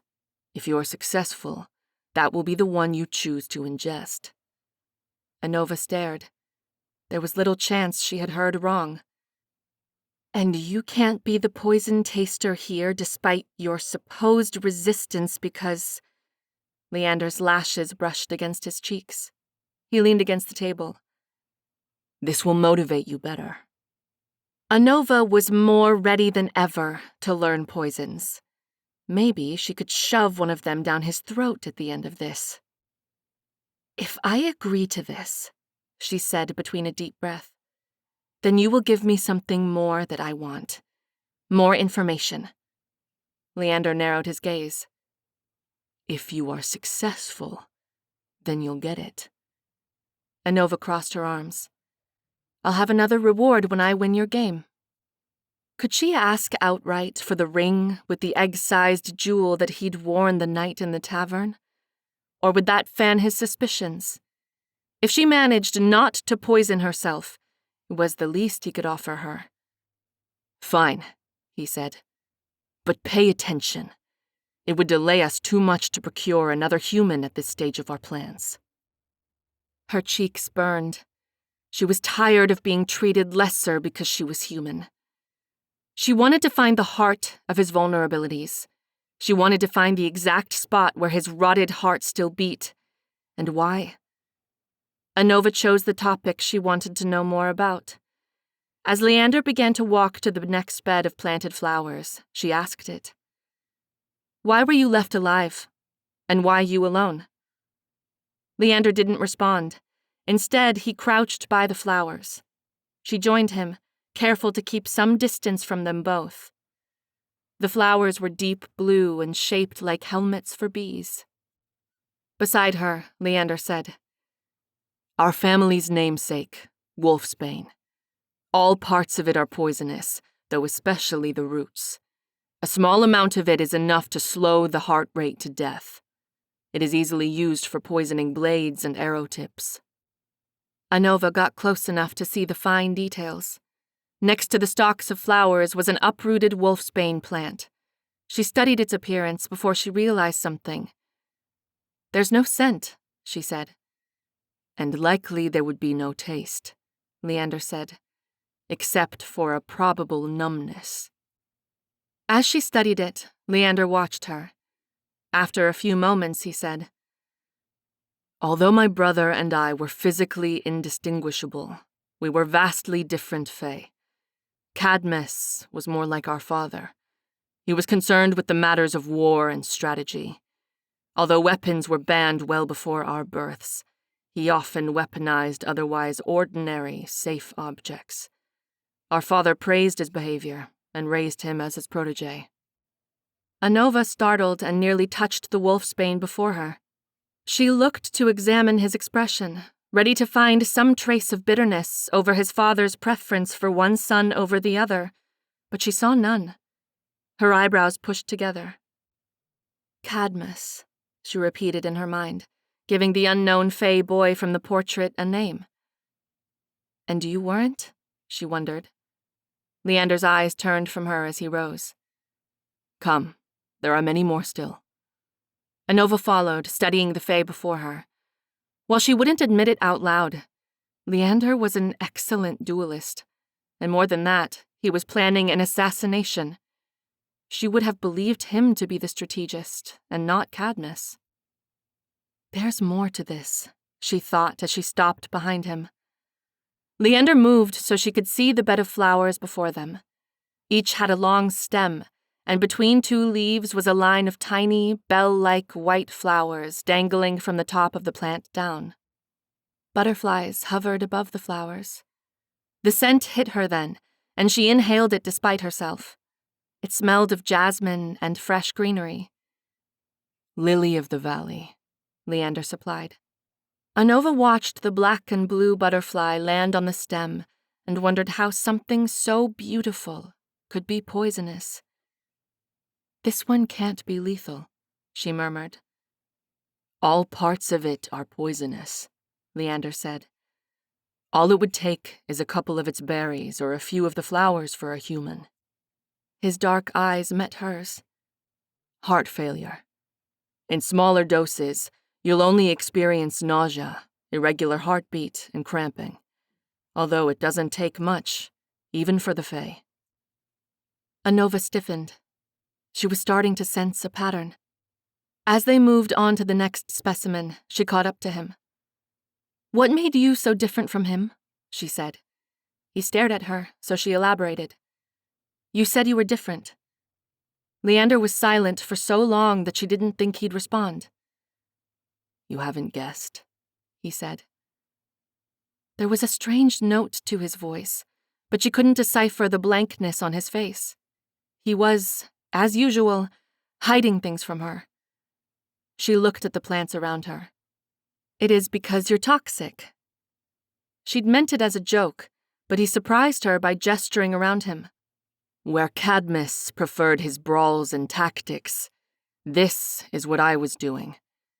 Instead of warmongering, I preferred riddling out the secrets lost to time, poisons hidden in the sap of plants. His dark eyes went to her face. Myths of Fae artifacts forgotten and supposed curses. They'd arrived at the next one, a flowering vine, but she wasn't ready to let go of this conversation just yet. Her hand found her hip. But you can handle a sword. It hurt to admit, but it was true. And impressive for one who lives in a land where blades are forbidden. She narrowed her gaze. Leander's eyes flicked to hers where he'd been examining the nearest trumpet-like flower and away again. His lips were tight together, as if he were deciding something. He relented. We went days pretending to be the other. At first, we did it to trick the others. We betted on who would see through the charade. Leander straightened. When none of them noticed, it became a method to learn each other's trades. Leander's face hardened. Even Cadmus realized the importance of it towards the end. Not that he knew. Anova couldn't speak. She'd realized why he'd been left behind. As if reading her mind, he said, I was the spare, unthreatening when compared to my brother and father. And yet, even my mother was slayed for our sins. I became a warning to other ambitious houses. Sins and ambitious houses. All they did was have one too many offspring. Anova felt sick. The Fae were hollow and heartless. She'd thought she'd already learned that. Leander wasn't looking at her when he spoke. Morning glory. Not typically lethal, although the toxins in its seeds cause hallucinations, altered perception, and distorted vision. Useful when trying to temporarily convince someone of their own insanity, or to incapacitate them for several hours. His voice was flat. Anova pretended to study the vine of vivid blooms, but her thoughts would not quiet in her skull. This has turned him into his opposite, this drive for revenge. As they moved onto pink and white mountain laurel, she quickly noted its effects and appearance so that she could return her thoughts to elsewhere. Anova leaned in towards the shrub, pretending to examine its deadly leaves and blooms as her thoughts raced around her mind. She knew 3 facts. First, arms were outlawed here. That didn't mean they didn't exist here, but weapons, and those trained in wielding them, were rare. Leander seemed to be a bit of an anomaly, but then, he'd always seemed so to her. Second, in this world, and in all that she knew, power and abuse existed in harmony. Third, the border was too well monitored for Fae to cross into the human lands without reason. Anova addressed the strong possibility that the High King or a member of his court had been responsible for her mother's death. And yet, she still had no motive. A thought blazed across her mind like a star in a black sky. "Does the High King have lovers?" she blurted. "Consorts?" In her experience, there were 2 types of males. One's interested in women, and one's not. Neither was better than the other, and typically it was of nominal consequence to her, except when she was working a job with Juris. But it also mattered here. Leander's eyebrows lowered as he looked at her. "A few. He tends to keep the same ones." His eyes were dull. "After he's ensured the infant dies, of course." Anova choked on the air. "What?" It was too repulsive to be real. Leander spoke as if they were speaking on what to eat for their next meal. "When the pairing inevitably results in his offspring, he has it killed after birth." "Why?" She was still choking. "He likely believes an heir would encourage the Fae child or others to support a new monarch, even if the blood crown doesn't respond to that kind of succession." Anova couldn't speak. She had nothing to add. There is a significant chance that it was him, the Fae High King. She swallowed. It went farther than that. It could explain the motive. Did he have a human lover? Can Fae and humans even reproduce? Her stomach flipped, and she felt as if she'd ingested some of the poisonous flowers already. She felt like she was going to fall. Leander glared at her. "I told you not to touch anything yet." Her stomach flipped again. He'd noticed the change in her. Anova shook her head. "No, I didn't. I'm fine." As she spoke, she pushed past Leander to see the next flower species, only to realize they'd come back to the first table. A variety of parts from poisonous plants were spread before her. She breathed through her nose. Leander crossed his arms, still staring at her. She didn't like being noticed by him. It made her jumpy. "You're not doing this. You've already ingested something. I can tell." He sighed, closing his eyes. "I'll get the antidotes. Just tell me what you touched." "You must not be as good as you think you are, then." But instead of saying that, she said, "It's your culture. Haven't you ever felt sickened from it?" Her lip pulled back in a snarl-like grimace. "No, I'm taking your test." Leander's eyes were hard. He stepped away. "As you wish. You must choose to ingest one thing. Only one plant isn't poisonous."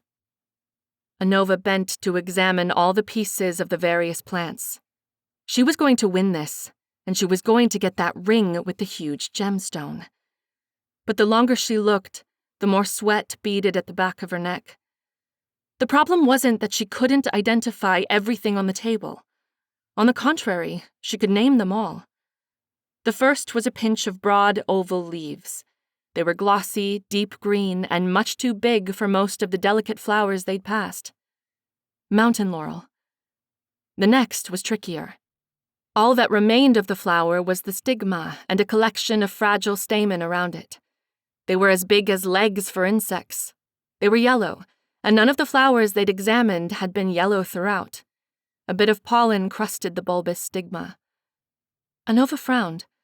How was she supposed to identify a flower if there were no petals left? Even a leaf or stem would have been more helpful. This could have been a part of any of them. It was then she realized she wasn't meant to look at it. She leaned closer, sniffing the remains of the inside of the bloom. There was no smell. The scent of the flower should be concentrated here where the pollinator would be attracted to it. It's wolfsbane. The next specimen was the easiest of all. Its cornet-like bloom was wholly intact, the edges of its deep purple flower frilled at the edges. Morning glory. The next also presented little challenge. A cluster of berries rested on the table, as jovially red as miniature tomatoes. But these berries couldn't be more different. These were the berries from a lily of the valley, and deadly poisonous. Anova looked at the last object and frowned. It was the goblet of silver liquid. This wasn't from a flower that they'd examined. In fact, she was fairly certain it wasn't from a flower at all. Anova brought the goblet closer as she felt Leander's eyes on her. One of the butterflies separated from the swarm. It was the green one that had turned into one of their steeds, and it landed on the rim of the goblet. Anova suppressed a gasp. This substance was some of the liquid moonlight that Leander had summoned with a bloated moon overhead. Fae magic. She diverted the butterfly's attempt at reaching the liquid by offering her finger instead. The insect straddled her digit as she considered the choices before her. The first 4 were all parts from poisonous plants, but this liquid wouldn't likely kill her or even injure her. Humans whispered to their children that drinking Fae wine made you their fool. But from what she'd seen in Fae, humans were sorely misinformed about this world. That didn't mean there wasn't a grain of truth to it, but it was time to consider what she knew. Anova considered the risks and benefits. On one hand, the substance could make her a dancing fool of Leander's. On the other, Fae magic was powerful beyond what she'd ever believed. Could I steal a measure of his magic? Anova had no way of knowing what the effects would be. But looking at the other options, she realized she had little choice. Besides, she thought with a grimace, I'm already his dancing monkey. There was one clear answer to his question. There was only one which wasn't a poison. As Anova brought the goblet to her lips, she remembered what he'd said of the butterfly that had tasted the nectar she was preparing to sip. My hypothesis is that she was affected by the Fae magic. She's changed. Anova froze. What if this tied her to these lands forever? It was then that a force knocked into her. The liquid moonlight spilled over the rim of the goblet like a tide overtaking a dam and soaked into her clothes. Chapter 14. In the blur of what happened next, Anova realized 2 things. Leander had tried to take the goblet from her before she drank it, but had spilled the liquid all over Anova in the process. And this was one poison that she shouldn't have chosen. Where it spilled on the ground of the greenhouse, strange black stems broke the earth and raced toward the heavens. They sprouted new buds that opened to black flowers which bore black fruit in the span of seconds. She didn't want to watch it anymore, but she could hardly tear her eyes from the spectacle. When Leander saw the spilled liquid spreading across her shirt, his eyes widened and his jaws clenched together. Anova was already trying to keep the substance from touching her skin when he said, "Take it off. Now." His hands were on her. Her face burned red, but she did as he said. While she fiddled with buttons, he tugged her shirt over her head. Her pulse raced and her skin was too hot. With one hand over her chest, she looked over her skin for signs that the liquid moonlight had touched her. When she found no sign of the silver substance, she nearly sagged to the ground in relief. That was when she realized that Leander was staring at her, without her shirt. Anova turned on her heels to face away from him. She felt as if her entire skin was painted red. "Have you ever heard of privacy?" she grinded out. "Do you know how dangerous that was?" It surprised her to hear that Leander's voice held barely contained anger. What did he have to be angry about? She was the one whom he'd forced to consume poison and strip. Anova barked out a bitter laugh. "This test of yours required me to choose between poisons, Leander. I know all of them are poisonous. I chose the least dangerous of your options." "Wrong on both accounts," he said. She couldn't help herself. Without turning the rest of her body, she looked over her shoulder at Leander. He was holding one of the flowers in his hand. The morning glory bloom. Anova remembered the lesson fully now. Morning glory. Not typically lethal, although the toxins in its seed cause hallucinations, alter perception, and distorted vision. It was the seeds. The morning glory flower was entirely safe. Anova felt more of her skin burn with redness. "I wasn't going to drink it," she muttered. "Really?" Leander said. "That's not what it looked like." Her nails dug into her skin. Shirt or no, she was about to turn around and tell him exactly what she thought of him. Before she could, something appeared at her side. His hand was outstretched towards her, offering a black bundle. Briefly, she considered whether or not she should accept his offering. She took his shirt from him with a silent sigh. Anova slipped inside the black silk fabric, not realizing until it was too late that she was drowning in his scent now. He smelled of the woods, and she inhaled deeply, covering it up with a cough. No sense in inflating his ego. When she turned around, she expected to see his testiness and anger that she'd heard in his voice. Instead, what she saw made her mouth pop open. His arms and abdomen were much too muscular. The more she tried not to stare, the more her eyes lingered in places that weren't polite.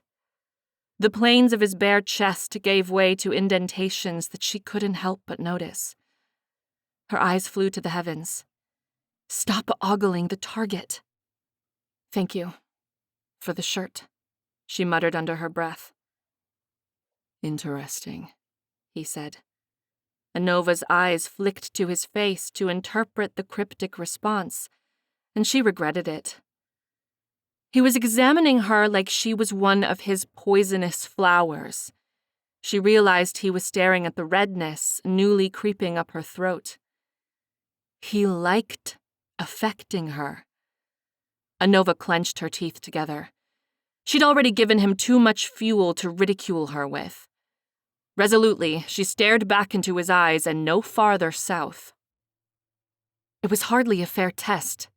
I'm sure even you could agree with that." "The Fae are never fair, Anova," he said back, all levity seeming to slip from his expression. "The sooner you learn that, the better off you'll be here."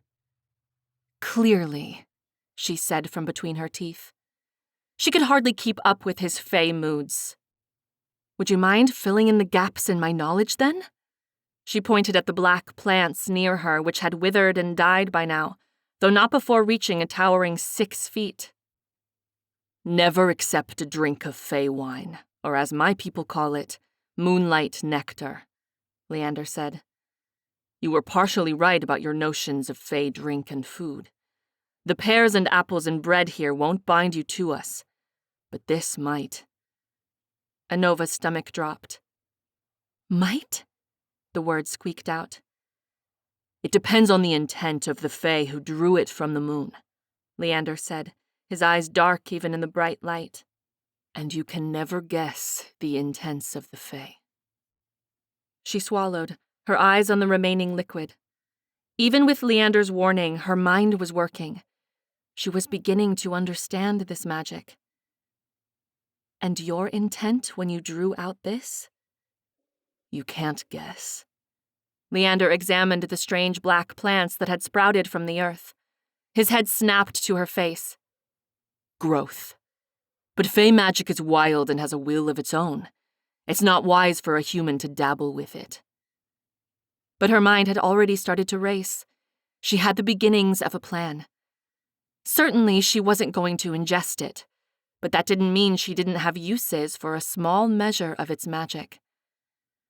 As his eyes traveled down from her face, Leander seemed to remember that she was wearing his shirt, and the bundle thrown on the ground that was hers.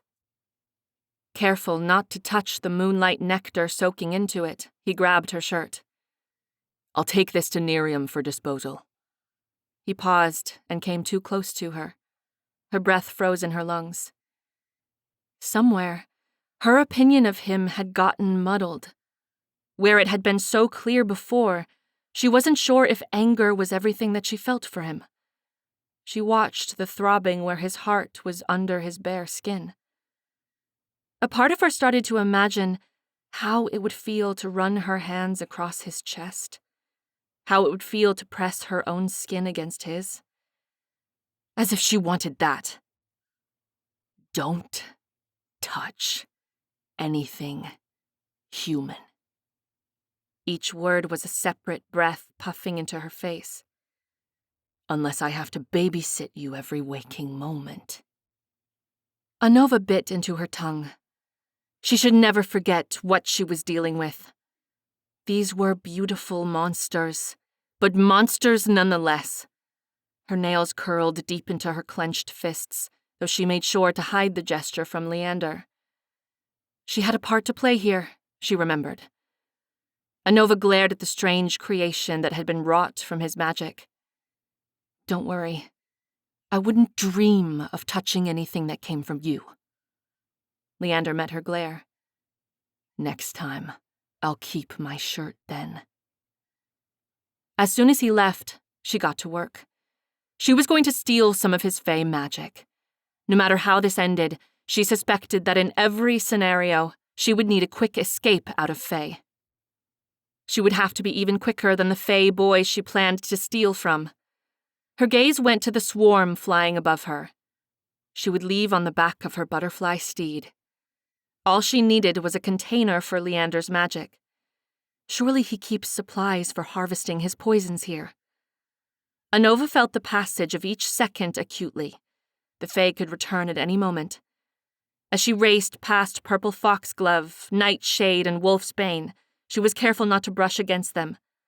A cabinet, a box, a supplies table, anything. Her pulse beat even faster as she sucked in each humid breath. All she saw were plants. Her eyes darted from one end to the other of the cavernous greenhouse. I could pluck some poisonous flowers for later. The thought tempted her, and she came to a sudden stop by a bed of blooming wolfsbane. She held her breath as the stalks swayed in the breeze she'd made. She thought back to the night they'd crossed into Fae. Helmir had been on the verge of hunting her through the forest when Leander had stopped him. But did she truly want to rely on a Fae for her protection here? The answer was clear. Anova slipped her hand further into the silk shirt sleeve to use it as protection for her skin. With a quick snap, she broke off a small cluster of deep purple blooms and carefully placed them into her pocket. If she needed the poison, it was there and entirely legal to possess, if not a little damning. In the wrong situation, however, it could mean life or death. And there seemed to be quite a few situations like that in Fae. Although she felt better, she wasn't done. Her eyes scanned the perimeter of the greenhouse, the sun angling harshly through the clear glass panes. Anova was about to give up when she saw it, nestled against the back wall of the lush greenhouse. It was a wood cabinet with glass windows revealing its contents. Even from a distance, she could see the cabinet was filled with his gardening supplies. When she came to it, she nearly sagged to the ground to find that it was unlocked. As she listened for the telltale signs of Leander opening the greenhouse door or approaching her from behind, she rifled through the supplies. However, she was careful not to touch anything unless absolutely necessary. With so much poison growing around her, it was a precaution she needed to take. There were shears, gloves, trowels, and more within. Finally, she found what she'd hoped for, a small vial. Anova held it close to her face to inspect it for residue, but it was clean. She didn't want to think on what Leander might have previously used it for, or perhaps who he'd drugged. Noises at the other end of the greenhouse almost caused her to drop it. Anova shoved the glass vial into her other pocket and ran past the swaying poisonous flowers without breathing. She nearly slammed into the table with the goblet on it. But it was too late. He was nearly within sight. She had to distract him. "Do you often make a habit of stealing a female's clothing?" she asked in a particularly sardonic tone. Meanwhile, she unstoppered the vial of its tiny cork. Her hands trembled. Spilling the Fae wine all over herself would be just what she needed.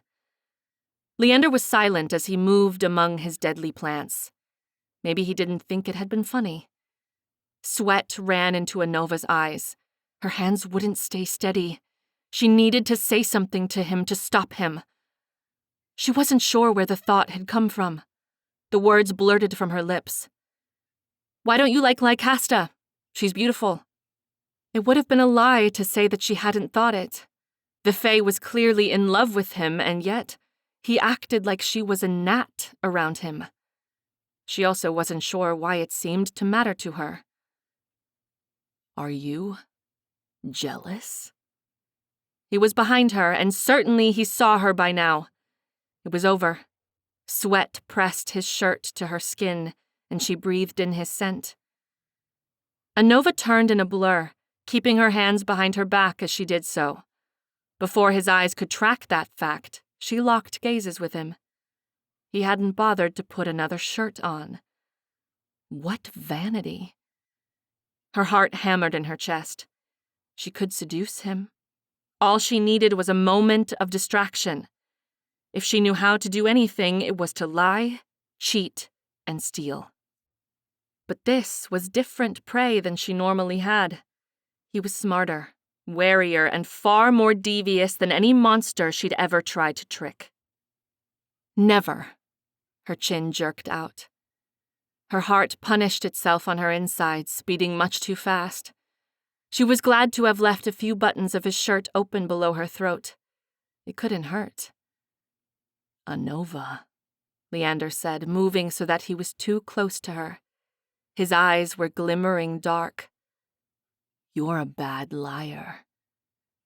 Her heart squirmed into her throat.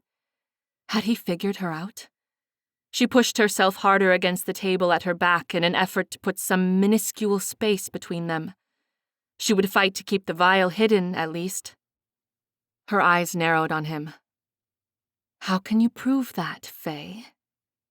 His lids lowered as he looked on her. "Your body gave it away already." Fire burned inside his eyes that she didn't think she was imagining. Likely to prove his point, one of his hands went to her throat where her pulse was throbbing. "Are you seducing him, or he you?" "Is that so?" Anova choked out. "I bet I'd find the same evidence on you somewhere else." Behind her, her hands were still trembling. In one fist, she held both the vial and the tiny cork between her fingers. His eyes were like smoldering coals. "Your mouth is exceptionally vulgar." Anova felt dizzy, and she wasn't sure if it was because of his proximity or because she'd touched some of his poisonous flowers after all. She was awash in a dark sea. She had to pull herself up for a breath now or not at all. She decided that moment. She moved one of her hands in front of her and left the other holding the vial and cork behind her back. Her hand traced the planes of his chest. His skin was hard, but surprisingly warm. Where her finger traced his skin, a smattering of goosebumps rose. Suddenly, his hand flattened hers against his chest, trapping it against his skin. Anova's head jerked up. "What is it that you really want?" he said. The fog lifted from her head for a moment, and she saw him with a strange clarity. He was trying to understand her. "Truly want." But why? He shouldn't care. Was he toying with her? or just trying to get better leverage from her. The second seemed more likely. Her stomach swam with her in the dark sea. She blinked. She'd done it with her free hand. With no small amount of concentration, she moved the cork stopper back inside the vial, allowing any excess to drip from the glass before she moved it. She hoped she'd gotten some of the magic when she dipped the vial. Anova slipped her hand out from under his. She'd never dared to touch him like this before. She put her hand on his shoulder and brought her mouth to his ear. "I want that ring, Leander. If we do this, that will be part of my bounty." In the same instant, she replaced her other hand with the vial into her pocket. She'd done it. When he pulled away from her, his face was hard. His lips were a straight line as he said, "No." He turned from her before adding, "Lessons are over for the day." It didn't matter. He didn't know it, but she'd won their game today. In the privacy of her rooms, she checked her pockets. With a barrier of cloth, she pulled free the bundle of wolfsbane. Her other pocket held the vial. When she held it close, she found a tiny puddle of liquid moonlight at the bottom. If there was something Anova did better than lie, cheat, or steal, it was win. Chapter 15. Anova paced. Nightfall was only an hour away. This was the night of the quarter moon fate, her first test on a battlefield against true enemies. According to Leander, there was information that they needed there. But there sat a pressing matter before her. Nerium had again procured a dress for her tonight. This one looked and felt like it was made of spider-web silk. The fabric gathered around the black bodice, the silver-white strands pulling across her ribs as she breathed. The back came to the middle of her spine. The Fae manservant had done good work. She liked it. No, the dress wasn't the issue. The issue was the necklace, or rather, collar. It was short enough to press into her throat like one. It was a delicate silver chain that clasped together at the back. Dangling on the front was a silver pendant. In its center was a W wrapped in vines and flowers. It signified ownership. Anova's stomach roiled and heat gathered at the back of her neck. She'd once prided herself on not belonging to anyone besides herself. She gathered the silver chain in her fist, ready to throw it across her room. Anova remembered the wilted flowers hidden away in her armoire, along with the glass of some drops of Fae magic. They were her weapons now, along with her wits. She would get out of this alive if she relied on her talents. A frown dug into her face as she fastened the chain along her throat. It was even tighter than it had looked. Her heartbeat thrummed against the silver medallion resting in the cove of her throat. Anova left her rooms. The only way out is through. When she descended the stairs to the cavernous main hall, the portraits of Leander's family looked down upon her as if in disapproval. She glared back, particularly at his father, remembering that he'd been the right hand of the High King. And then he betrayed you. Anova stopped glaring. The two Fae joined her from the arched doorway opposite her. Nerium's charcoal hair was pulled back in a low ponytail. His two thin eyebrows arched when the two of them beheld her. "Yes, I believe the spider thread was your best idea yet, Master Wolfsbane." The blood rushed through Anova's cheeks. Leander had chosen her dress personally. She bit down on her tongue to stymie her visible reaction. Leander had narrowed his gaze on Nerium. Apparently, he hadn't wanted her to know he'd invested any additional time or thought to her. She held herself back from rolling her eyes. He acted like a child for quite a bit for someone who carried around an air of superiority. She noticed then that his jacket was embellished with a silver pin shaped into a spider. It was stuck into his breast pocket. They matched. Leander had caught her staring. Anova darted her gaze anywhere but at his face. Can we leave now? She muttered. Not yet. First, there are a few things you need to understand before we get there. At Leander's words, Anova looked back at him. He was self-important as ever, and his lip curled back into a devilish smile when he saw she was looking at him again. His coat was only buttoned halfway, and his bare chest peeked out from underneath it. He clearly took too much time admiring his assets and wanted everyone to be aware of them as well. Get on with it, she said, her arms crossed. Well, it goes without saying that we're leaving behind anything akin to a weapon. Leander's eyes were bored when he spoke, but it was clear by the way he said we're that he meant her. Even as she feared that he'd found her out, Anova's eyebrow rose in challenge. Where was I supposed to get these secret weapons? I'd have loved to know. She missed her wolfsbane poison already.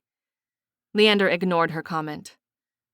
Don't talk to anyone once we're there, and don't leave my side. Why am I coming at all? Anova said in a barely controlled voice. She didn't care to be considered a liability. He cocked his head. It sets a precedent. She breathed through her nose to calm herself. If he didn't believe in her now, then all the better for her later. It was magnitudes better to be underestimated than the opposite. Fine, she said. What is your goal here? You said the purpose of attending these would be for information gathering. What do we still need to know to move forward? Leander let slip a flash of surprise. Was he that shocked to find that she'd listened to him? Or that she'd remembered? Leander considered her for a protracted minute. The fate will be held in one of his palaces, the Eastwoe one. The royal archives happen to be housed there. They are the largest collection of Fae writings. He paused, as if considering revealing to her more. There is a rumor that the origins of the Blood Crown were recorded, and that its secrets are stored in the same archives. Something spiked in her blood. The Fae's largest library of records and histories. And she had more than a few questions that needed answering that could be there. She felt dizzy. That would be useful, she said. Anova hoped that Leander wasn't looking at her too closely. And we'll need to start infiltrating his network, Leander added, though with notably less enthusiasm. Though every Fae will be shoving themselves at his feet as the moon grows fuller. Anova didn't try to hide her confusion. The pieces connected for her a second later. His power is connected to the power of all other of your kind, she guessed. It was Nerium who answered her. She nearly startled from hearing his voice. In a way. For it to grow fuller, our people dance under the moon. In turn, she gives us power. The High King has a similar duty, though his is to give energy back to the earth which has been derived from the crown. His eyes caught on the light like a cat's. Because of these things, Fae is a constant ebb and flow of power. It is what drives our people to dance under full moons until their feet bleed. Anova frowned. There was a vein of truth to the stories about the Fae, after all. They were all moon-mad. And they were dragging her into it. She really missed her wolfsbane. The Fae who searched Anova upon arrival wore a mask glittering with green gemstones buried around the feathers of a peacock. They were much too beautiful for her to decide if the Fae was male or female. The Fae was covered in leaves and flowers from their neck to their ankles. Their eyes were a dazzling blue, and Anova stopped breathing when they looked at her. These Fae are too pretty for their own good. Leander was still a few paces away, his coat pockets being turned inside out by what looked like a cave goblin. He smacked the goblin's hands, and the Fae snapped his teeth at him. Her Fae looked from Leander to her, their eyes pausing on Anova's necklace. Wolfsbane's pet, are you? Their voice was lyrical and soft. They smiled to reveal pointed teeth under their mask. In a flash, their smile disappeared. Careful you don't stray from your master under this growing moon, human. Anova's hair raised. Before she could open her mouth to try to find a response to that, Leander was beside her in an instant. Go parry words with someone even duller than you, Iben, he said. Iben's shocking blue eyes hadn't left her. It was a warning, not a threat, Wolfsbane. Their eyes moved to Leander's face, finally. Unlike you, I have no interest in stealing humans. When they were out of earshot of both Iben and the cave goblin, Leander whispered in her ear. Stay beside me, no matter what. Iben wasn't wrong to warn you. The moon celebrations make our kind even wilder and more unpredictable. She held back a groan. It wasn't as if she'd already considered them stable creatures. Anova was so consumed by her thoughts that she didn't notice his hand had been on the small of her back the entire time. He was leading them around the cavernous hall, bypassing most of the wild fae in question. She supposed it made sense for them to be so close physically in public, but the gesture made her skin feel even more sensitive. It wasn't necessarily an uncomfortable feeling, but she didn't appreciate the extra stimulation. Dangling from the edges of the ceiling were lanterns that illuminated the hall. Upon closer inspection, she realized the lanterns were filled not with flames, but with live insects, their thoraxes blinking between yellow brightness and darkness every few seconds. She shivered. Everything that wasn't Fae was used by the Fae like objects. Directly overhead, the ceiling gave way to an opening that allowed a circle of the night sky to pour to the ground below. Bathed in starlight and a slice of moonlight, the Fae swirled around them. Anova was so busy cataloging her surroundings that she didn't notice him until it was too late to avoid him. Back with your pet? Are you not tired of her yet? Usually you bore so easily. It was Helmir. He was wearing the feathers of a grackle on his shoulders and back, matching his hair and bird-like eyes. Anova opened her mouth to fire back a retort, but Leander's hand winding around the front of her waist stopped her. It was a possessive gesture.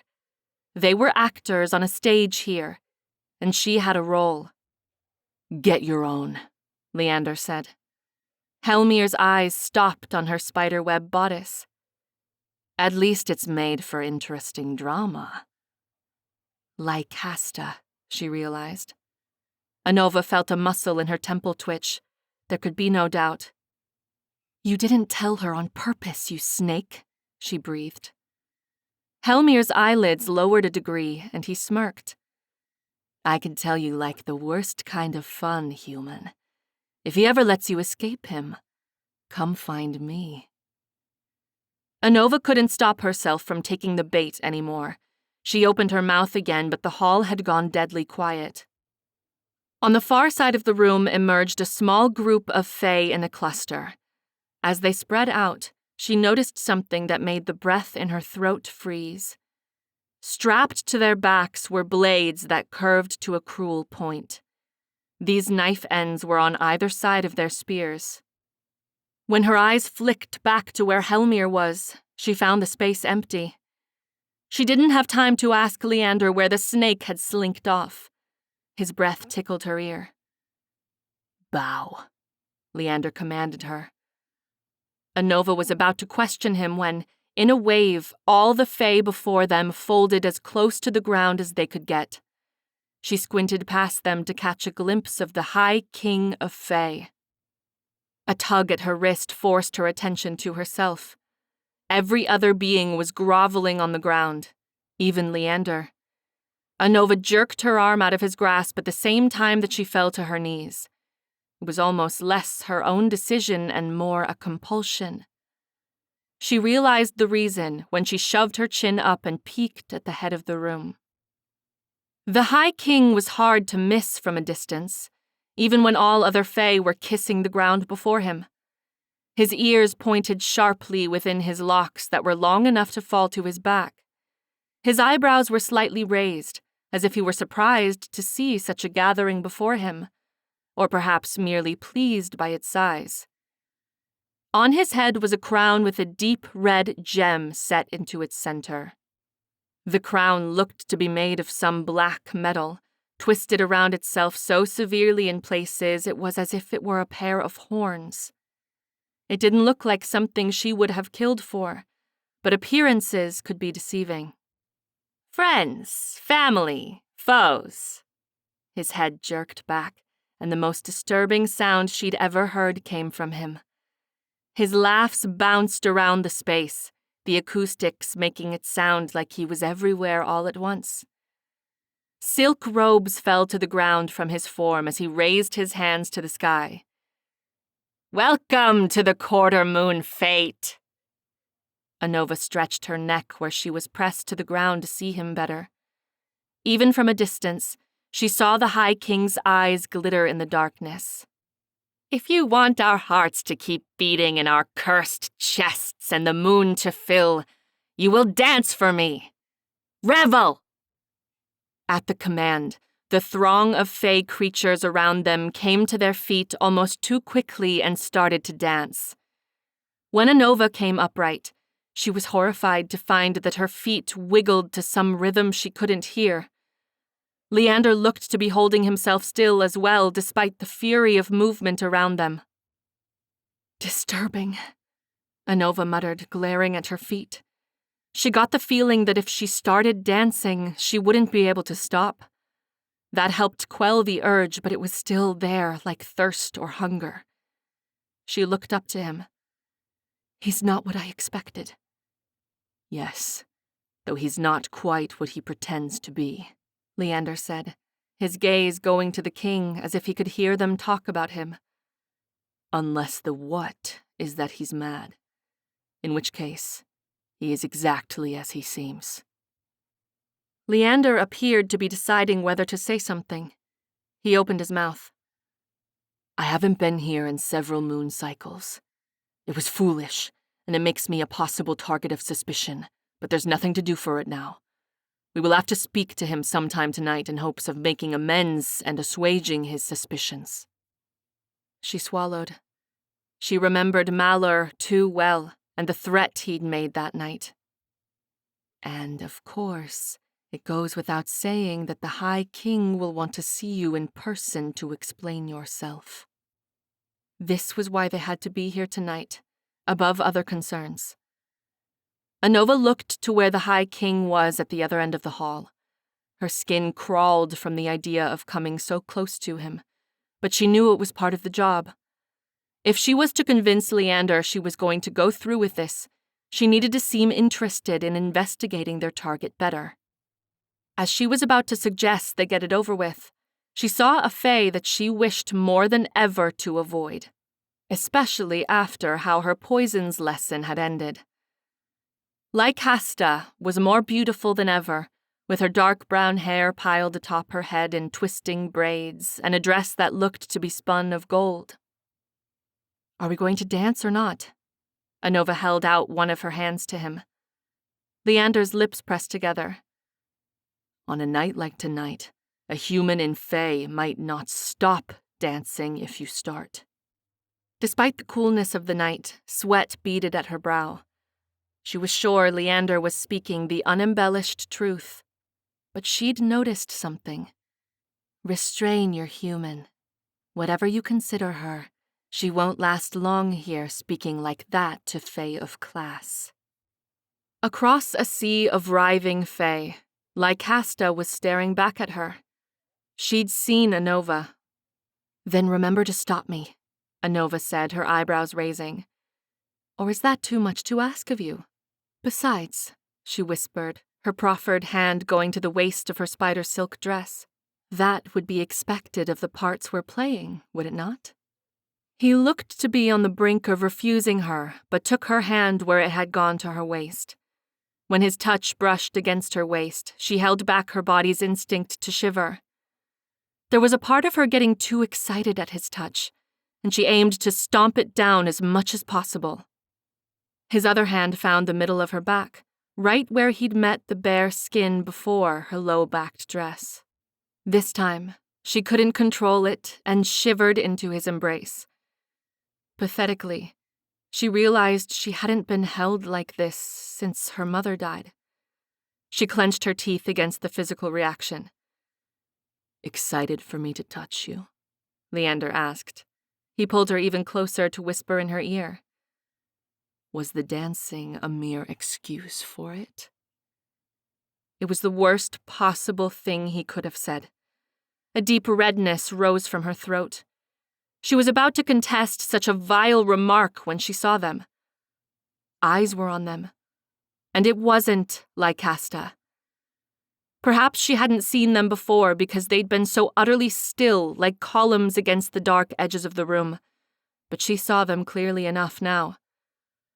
Fae in dark armor lined the walls, all armed with the same spear blade that she'd seen carried by the High King's personal entourage.